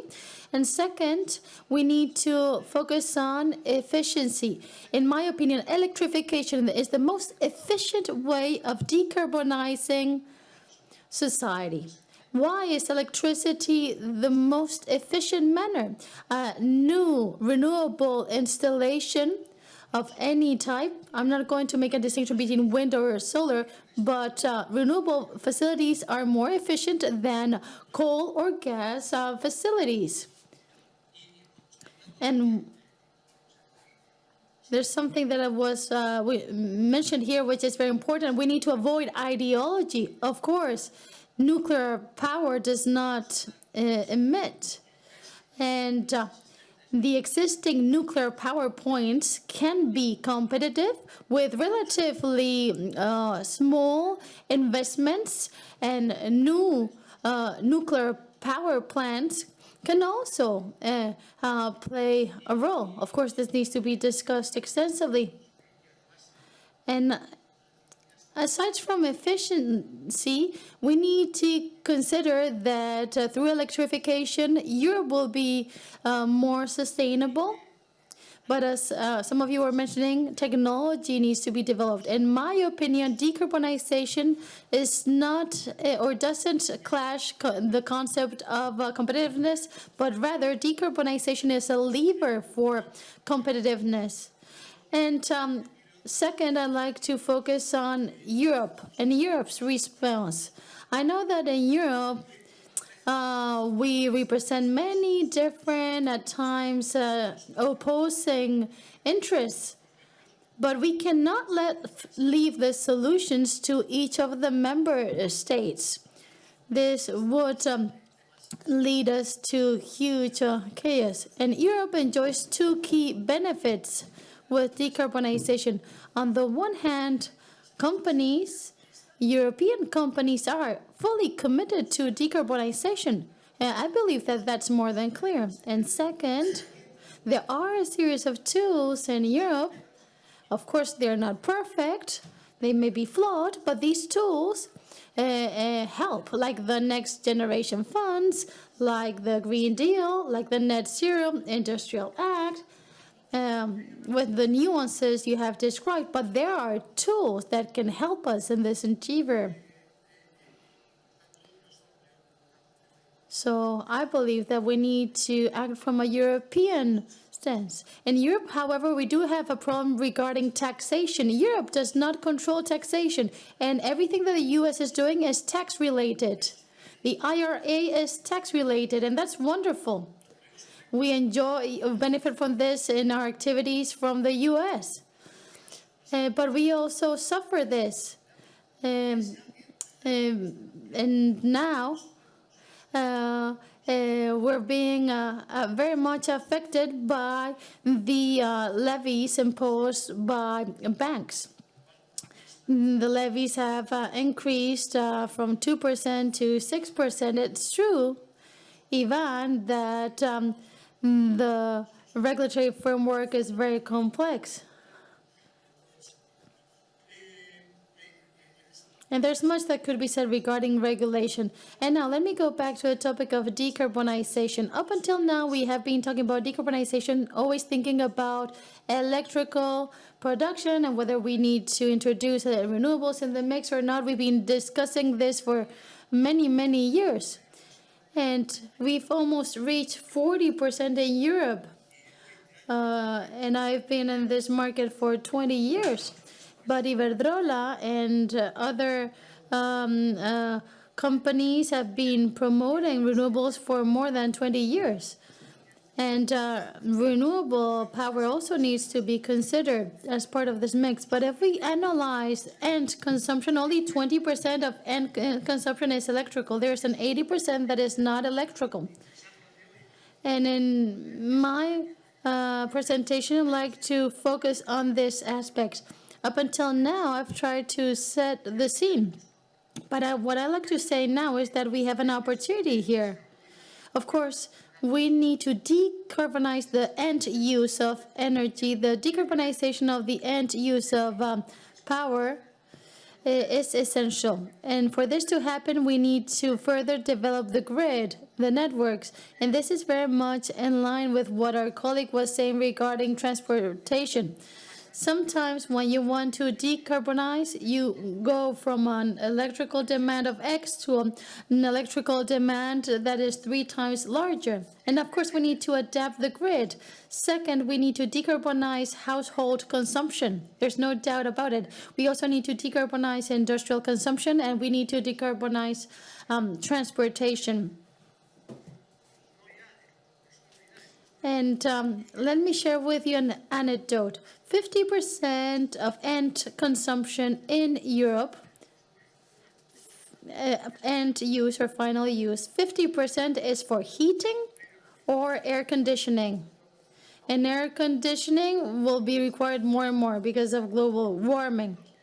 So if we're talking about 50%, and many times we're talking about heating at low temperatures. But there are some solutions out there like heat pumps. With heat pumps, we will be able to improve efficiency. What's the difference between a gas heater and a heat pump? The difference is huge. I mean, gas... if gas has a performance of 100%, with heat pumps, these would perform at 400%, or with hydrogen, the figures could even improve. And when we think about the cars, the approach is very similar.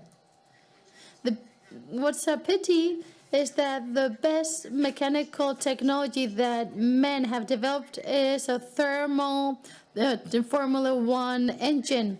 And the electrical engine is sophisticated vacuum cleaner engine, if I may say. So it's really a pity. And having said this, if we compare the performance of an electrical car and a normal car, the performance is 1 to 3, because at the end of the day, consumption is on the rise. What are the key barriers that we are facing? Well, basically, there's a lack of knowledge and expertise on the technology.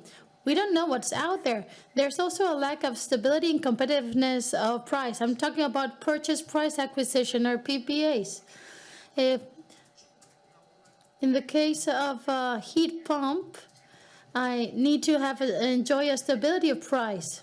And then we have the problem of power and security of supply.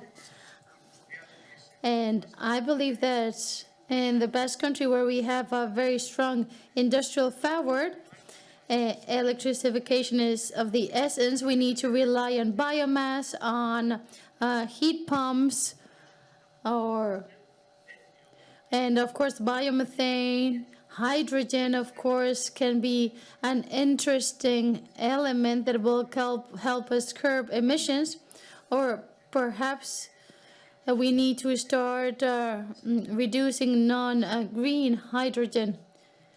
And Iberdrola has been renewing for many years, almost a century, and we have this amazing electrolyzer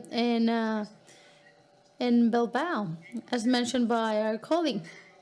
And how can we promote public-private partnerships? Jesus, when you were talking, I remembered my work at the EVE. During the 80s, I worked at the Energy Association of the Basque Country. I remember the 79-80 crisis. Well, there was the previous 1972 and 1973 crisis. And I remember that back then we gave subsidies and the prices weren't increased, but this later led to the crisis of 79 and 80. And I remember how at the EVE we understood that public-private partnerships were essential if we wanted to change the status quo. There's much that needs to be done. I believe that there are major opportunities in the decarbonization of end use. However, this is a problem that has to do with the CAPEX. How can we help end users so that they can, face lower prices? Earlier, we were talking about the price of PPAs. In Europe, there are several initiatives underway. There are some industries that don't have the credit rating, and it's like the bank institutions that don't give you a mortgage if you can't reach a specific rating. Well, perhaps we need to apply the very same approach. And to finish off, I would like to insist on the fact that the situation is critical. We cannot respond from ideology. That's more than clear to me. There are many opportunities out there, and let's do things in an orderly fashion, but let's make sure that we keep the ball rolling. That's essential.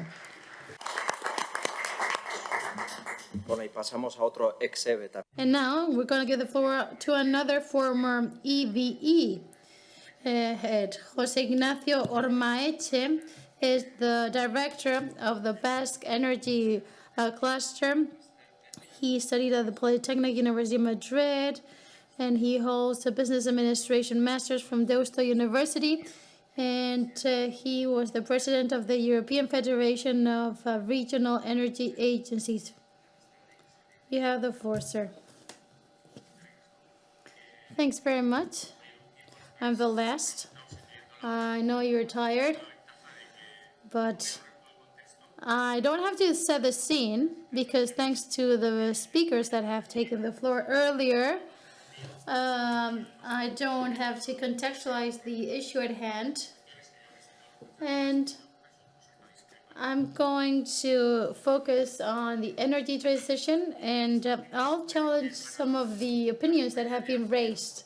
And for you to understand who we represent from the Basque Energy Cluster, we are the association of the Basque energy companies in the Basque Country. We're talking about more than 400 companies, half of which represent 90% of turnover and employment. We represent the energy sector. I'm going to give you some figures. And 15% of total employment in industry and energy is here in the Basque Country, and 26% of the turnover in industry and energy comes from the Basque Country. And when I refer to the energy sector in the Basque Country, I always explain that I'm not only talking about the energy operators like Petronor, Iberdrola, but also the providers. I'm also referring to those other players that provide goods to these major players. And for those of you that don't know me that well, here you can see what we try to do from the Basque Energy Cluster. We try to seek collaboration between companies in the sector inside and outside the Basque Country. As you can see, we have a department for technology, another one for internationalization, talent, and sustainability. Okay, now I'll deep dive into today's subject matter. Well, here you can understand what we've been working on for some years. These are the 8 priority fields in our new strategic plan. And we as an organization focus on those 8 major value chains that are very representative of where our companies are working. Many of these companies are obtaining major revenues and creating new jobs, and other are smaller companies that are planting the seed and are trying to develop new technologies. We have a very important sectoral forum led by one of the companies represented in this forum. It's the Oil and Gas Forum. In Europe, we're sometimes described as a renewable energy cluster, but we are an energy cluster. We also include the oil and gas sector. We've been talking extensively about the transition, what needs to be done, the opportunities, and I'm going to refer to the market opportunities. Most of the companies we represent are worried about the market opportunities today of the energy transition, and going forward, what opportunities will they enjoy? What investments will there be in the world? And we, as the Basque energy sector, are interested in what will be invested in the Basque Country. But as Jesus was saying, of course, our industry will never live off what is invested in the Basque Country nor in Spain. What worries us is what is going to be done around the world. And here on the slide, you have the main fields where major investments will occur over the next years. And so there's one column that can be seen on screen, which is the CO2 capture and storage. So, in our opinion, the opportunities are these. We've done studies on how much money is going to be invested in each of these technologies and infrastructures in Spain, in Europe, and in the world, so that we can identify opportunities for companies. And we need to consider the market opportunities and also our strengths, our assets. We We need to understand where we're strong, what we have today, what we have built, and based on our strengths, where can we enjoy the best opportunities. When we talk about opportunities for the best country, you need to understand that we are a country of 2.2 million inhabitants with resources. I know that we're great, but we need to understand that our resources are limited and our ability to enjoy opportunities is limited. And one first exercise would be to select this list and go back, and that's what we constantly do in our meetings with our partners. We analyze where we stand and what the opportunities are. Wave power, hydrogen are, well, fields that, in our opinion, represent great opportunities in the future. And we're also trying to explore with the oil and gas companies their opportunities for the future. For example, when it comes to hosting hydrogen plants. And this kind of discussions, conversations are proving to be very interesting for companies. And out of the different opportunities that exist, I'd like to focus on 3 specific opportunities. The first of which is very much in line with what Xavier was saying. Electrical grids need to be smart. We need to make sure that the grids are 100% digital. And this is sometimes the hidden opportunity, because we think about the wind power generators and the solar panels, but we need to understand that this transition will only be possible with a grid that is bi-directional, that integrates distributed renewable energies, that electrifies consumption and mobility, and the industry that integrates prosumers. Prosumers not only consume but also produce electricity through their own facilities, and this represents a major opportunity. Our number 1 argument is the electrical grid value chain. And electrification is the future, and for us this is good news, because as Sandro was saying, we've been manufacturing, producing, designing electrical equipment for many different applications.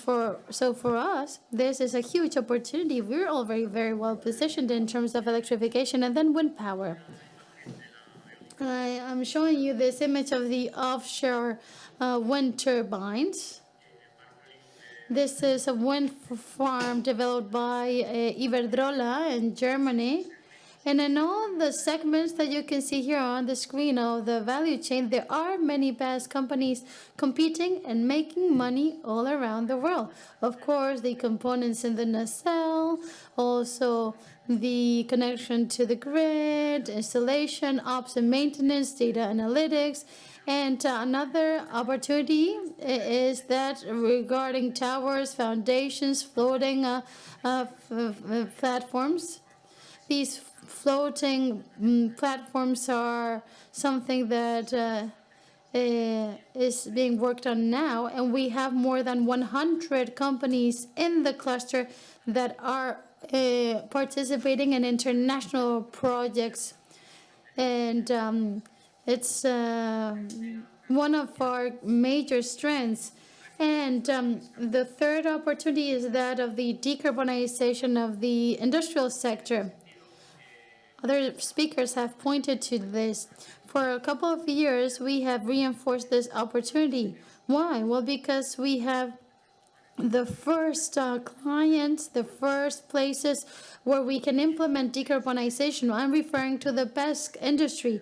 The Basque industry, starting by refineries, and then steel and iron, casting, cement, the paper sector need to be decarbonized, and they have committed to decarbonization in the upcoming years.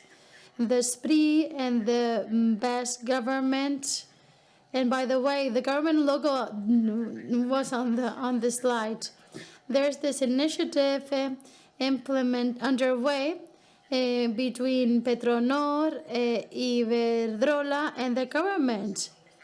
And together, they're trying to decarbonize the entire value chain. We're trying to develop new technologies for decarbonization purposes to help the industries. And of course, it's not just about decarbonizing the industrial sector in the Basque Country. We want to export these technologies everywhere around the globe. And I'd like to finish off my intervention by referring to the European context. For 30 years, well, I've worn many hats.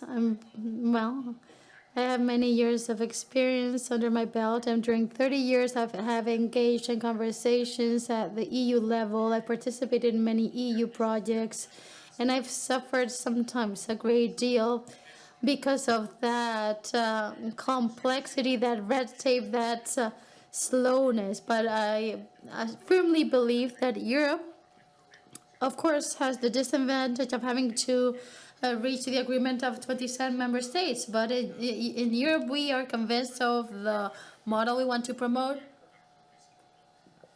the respect of human rights, the protection of the environment. Net Zero Industry Act, porque And I'd like to acknowledge the Net Zero Industry Act. It's the first time in 30 years that I've seen a directive from the EU saying that just as important as energy transition in Europe, it is to have the ability of manufacture the equipment we need for that transition. For me, the key word of this Net Zero Industry Act is manufacturing capacity. We had never seen a document in which Europe said that we need to have the manufacturing capacity of X amount of heat pumps, X amount of wind power. For the Basque Country, this is great news, because not only is Europe now committed to many renewables in the mix and decarbonization, Europe wants us to manufacture in Europe what we have called the strategic autonomy. So we're going to be non-dependent in energy terms, and we don't want to be technologically dependent either.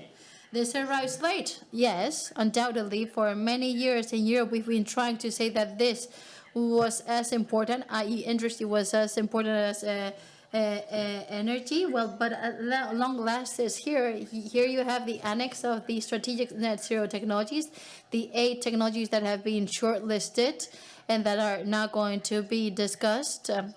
And for us, for the Basque Country, this is great news, this list. I've highlighted the 3 net zero technologies that represent bright opportunities for us: wind, onshore wind and offshore renewable technologies, electrolyzers and fuel cells, and grid technologies.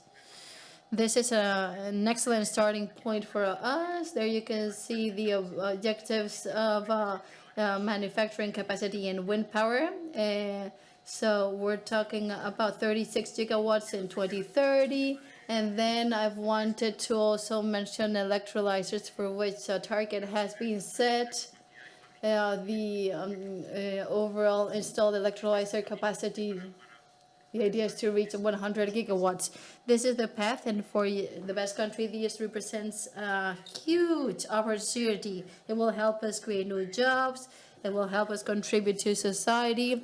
And the manufacturing capacity in this new industry is essential. And of course, as Jesus was saying, we need ambitious goals. But what's most important is this concept of manufacturing capacity, and that's it on my side. Eskerrik asko, José Ignacio. Thank you, José Ignacio, Xavier, Jesus, and Aitor. We're really delayed, so I'm not going to be as nice as Izaskun with time for questions, so I'm only going to accept 2 questions, and then we will go on to the conclusions. Ramon, well, let me be quick. In transport, we talk about just in time. So from the optics of goods transport, let's forget about passengers and so on and so forth. And I have a question for Jesus Valero specifically. Lots of R&D, lots, but there's a lack of the last I. implementation and also availability. And this is confronted with regulation at all levels. Europe, as Izaskun said, member states, autonomous communities, and this means for this sector, sanctions.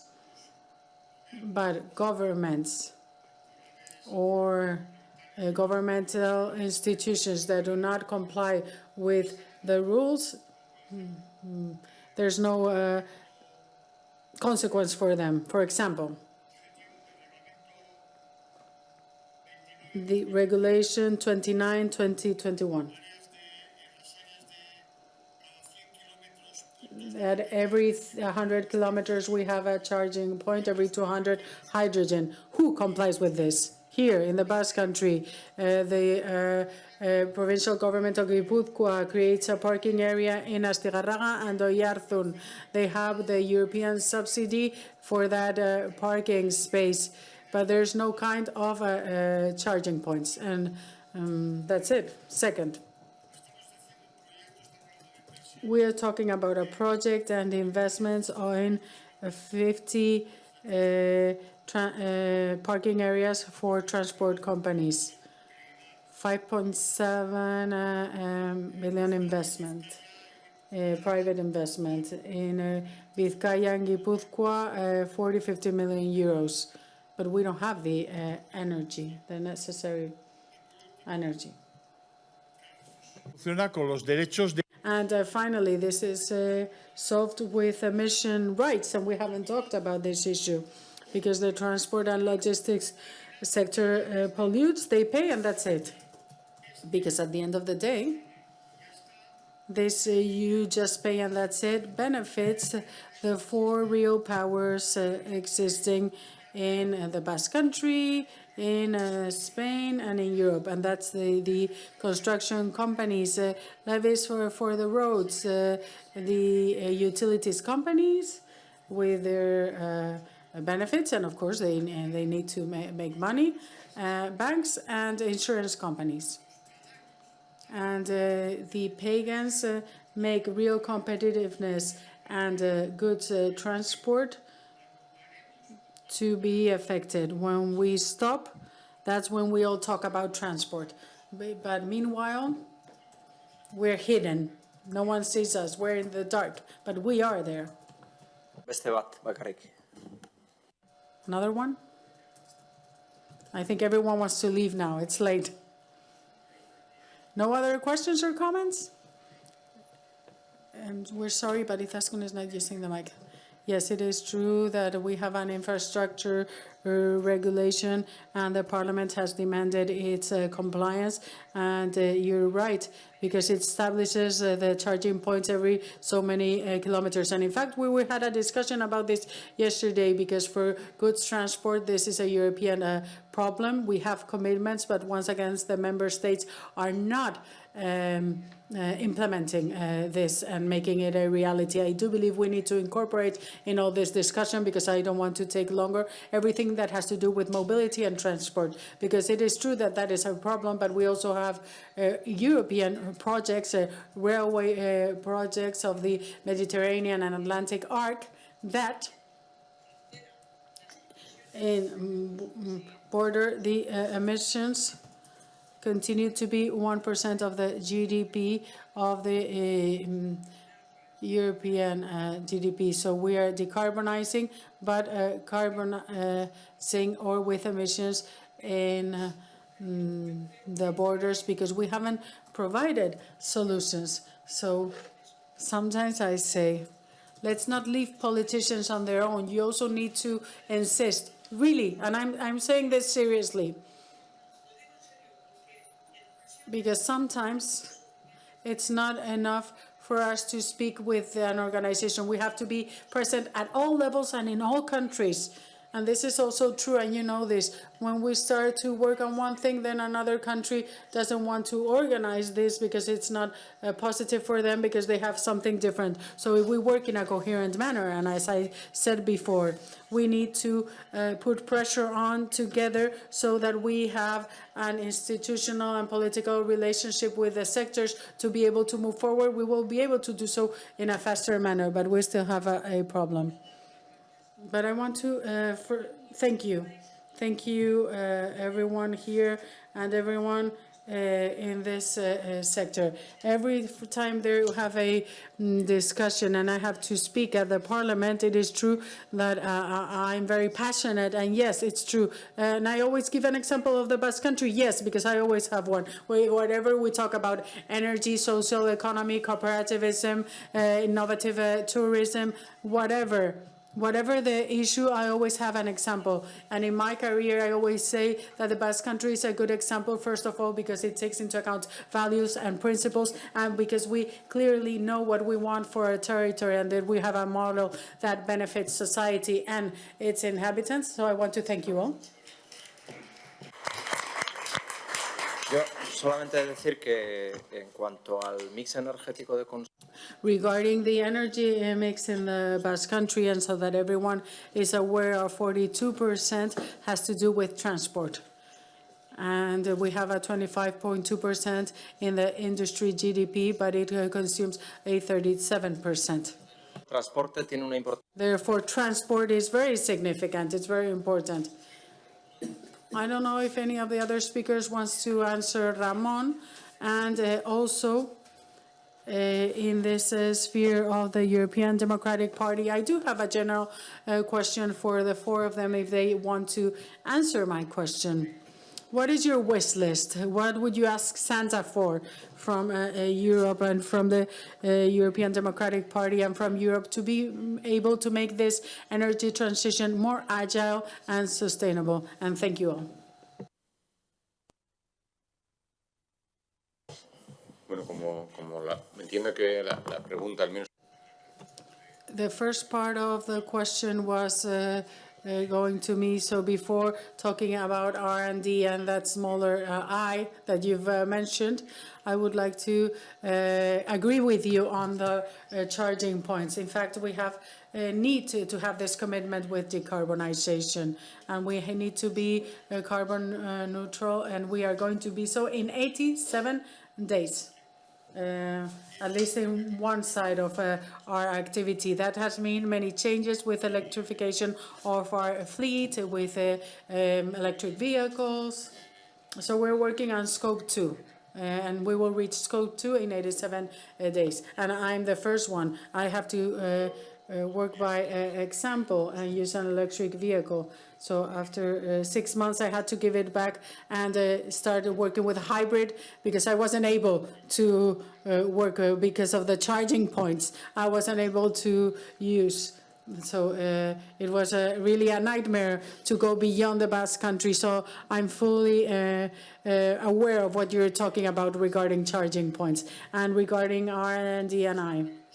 This is a problem not only here, but in all different spheres in Europe. Europe is a giant in research. I always say that we are the most generous region because we dedicate so much money to research compared to everyone. And in fact, all excellent scientific and technology indicators for Europe are clearly superior even to those of the US. But when we progress in R&D and I, we become smaller and smaller, and the US and China are better at this. And really, they are the ones exploiting the knowledge that we generously donate to mankind. So we should be less generous, maybe, and focus more on our R&D and I strategy in Europe, of focusing on the value chain.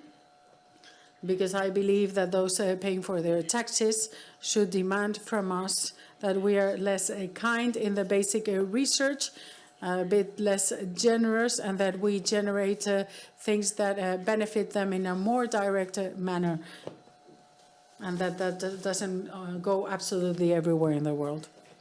I would like to add to this Regarding my wish list, I didn't have much time in my presentation, but it is true that the objective of the industry in Europe, the future of the industry, is going to be decided in the European Parliament in the next couple of years. So the fact that there is a pragmatic, realistic vision for heavy industry, because if we don't do this in Europe, the alternative would be even worse. Regarding the electric vehicle, I do 30,000 and charging with Repsol and Iberdrola, and I have no problems. But it is true that it means a change in mindset. I say it's like knowing where I'm going to stop, what time I leave, and so on and so forth. But I plan everything, and with my electric vehicle and stopping at Repsol, I'm able to do so. Maybe those of you that are very good planners, that would be ideal. I may be more chaotic. Yes, it's chaotic. You're not alternative. It's not the right alternative. Now I'm going to answer Inigo's request to give you a wish list for Europe. In line with what I was saying regarding the Net Zero Industry Act and my comments regarding the manufacturing capacity, as Christophe has explained, we have to be cautious. He was explaining his fear to the fact that we enter a subsidy war, or that we have obstacles to free trade, or having inflation consequences as a result of the carbon adjustment mechanism. But now we've opened the path towards autonomy, and we have the manufacturing capacity. As my colleague was saying, Europe is very generous in technology and industry, so let's not be scared when it comes to defending and launching programs and funds, subsidies, so that the European industry can compete on a level playing field. Because there are some people that go against this level playing field. So let's not be scared to implement measures to ensure this level playing field, so that the industry can compete under equal circumstances. And now, to conclude the seminar, our colleague, who's an expert in data, analysis, innovation, and business development, will take the floor. Mr. Goari, you have the floor.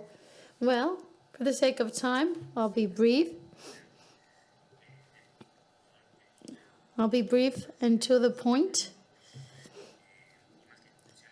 And I'd like to summarize the key takeaways. And if there's something that I leave out, apologies. I'd like to thank the organizers. I'd like to thank the Foundation and the European Parliament. In my opinion, there are 4 key takeaways from today. First, we referred to geopolitics and politics.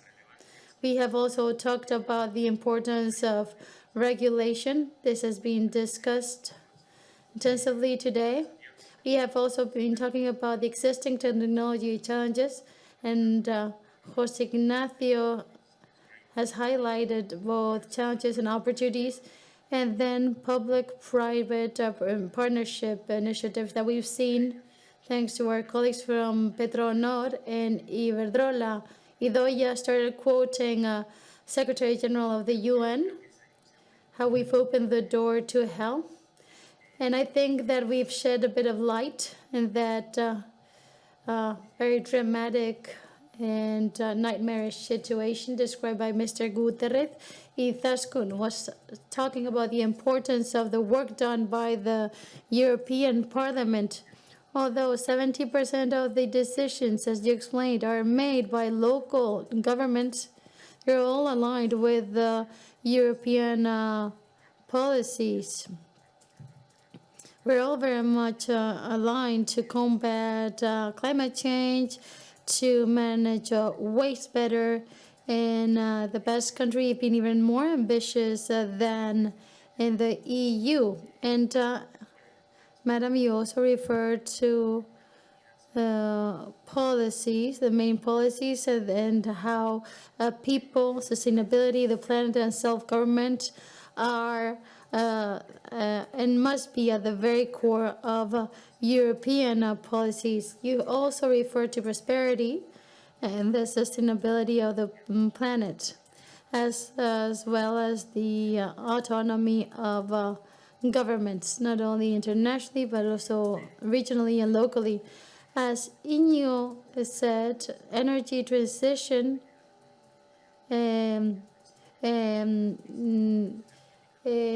needs to be done in an orderly fashion. Europe is highly energy dependent, as mentioned by many of you, and as Iñigo said, we cannot sleep in our laurels. There is a huge challenge ahead. And in that context, Iván was mentioning that his main concerns vis-a-vis energy independence was to have a stable, simple, and clear regulatory framework. We also need incentives for technology development, and we also need to play a more significant role. And small countries and big countries need to play a role. He was talking about the importance of US, China, India, sub-Saharan countries, and he also referred to the importance of communication. What isn't communicated doesn't exist, and that's why we need clear and timely communication. And we need both communication and education, as mentioned by one of the participants. And then, of course, we need regulations too that incentivize, investments. And I thought I was referring earlier to those 20 million that haven't been granted because of the red tape. And Xavier earlier was mentioning something that was extremely important as well, which is that the problem that Europe has to do with the taxation of companies. This is very much related to what I thought mentioned as well. And now, let me deep dive into the challenges and the importance of regulation.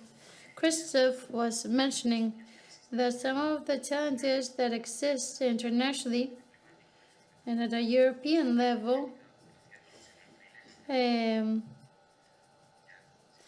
have to do with of course, many of us have declared ourselves agnostic to technologies.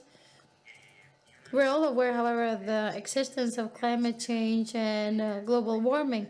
And one of the key challenges has to do with creating value in a revenue stream. And more specifically in the field of carbon capture.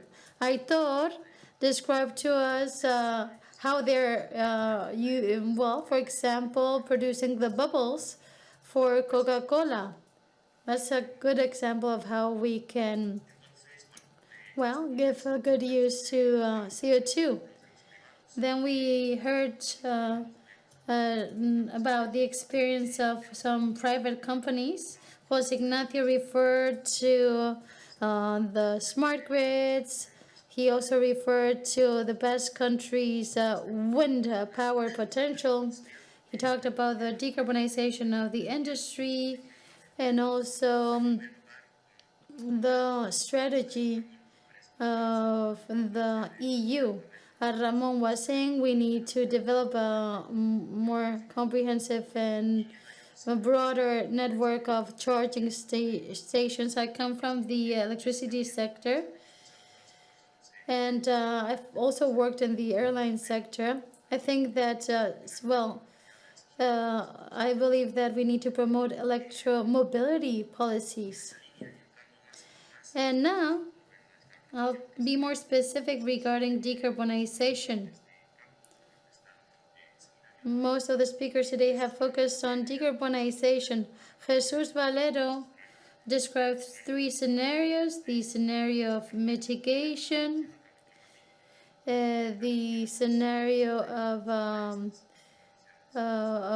mitigation to climate change, and the inability to absorb CO2 emissions. Jose Ignacio, in his presentation, said that the key challenge for decarbonization was to reduce the emissions from the energy consumption of the industrial sector. I like to highlight the work that Petronas is doing to add value and how they're improving the life cycle of carbon. He mentioned the example of bubbles, but there are many more that could be mentioned. And I'd also like to mention the fact that the regulation of hydrogen will determine the fate of heavy industry in Europe. This is something that needs to be considered. What we want is that the heavy industry in Europe, focuses on R plus D plus I. And we need a regulation that contributes to the adaptation of the heavy industry. And to finish, I'd like to mention the soft power conference described by Iván.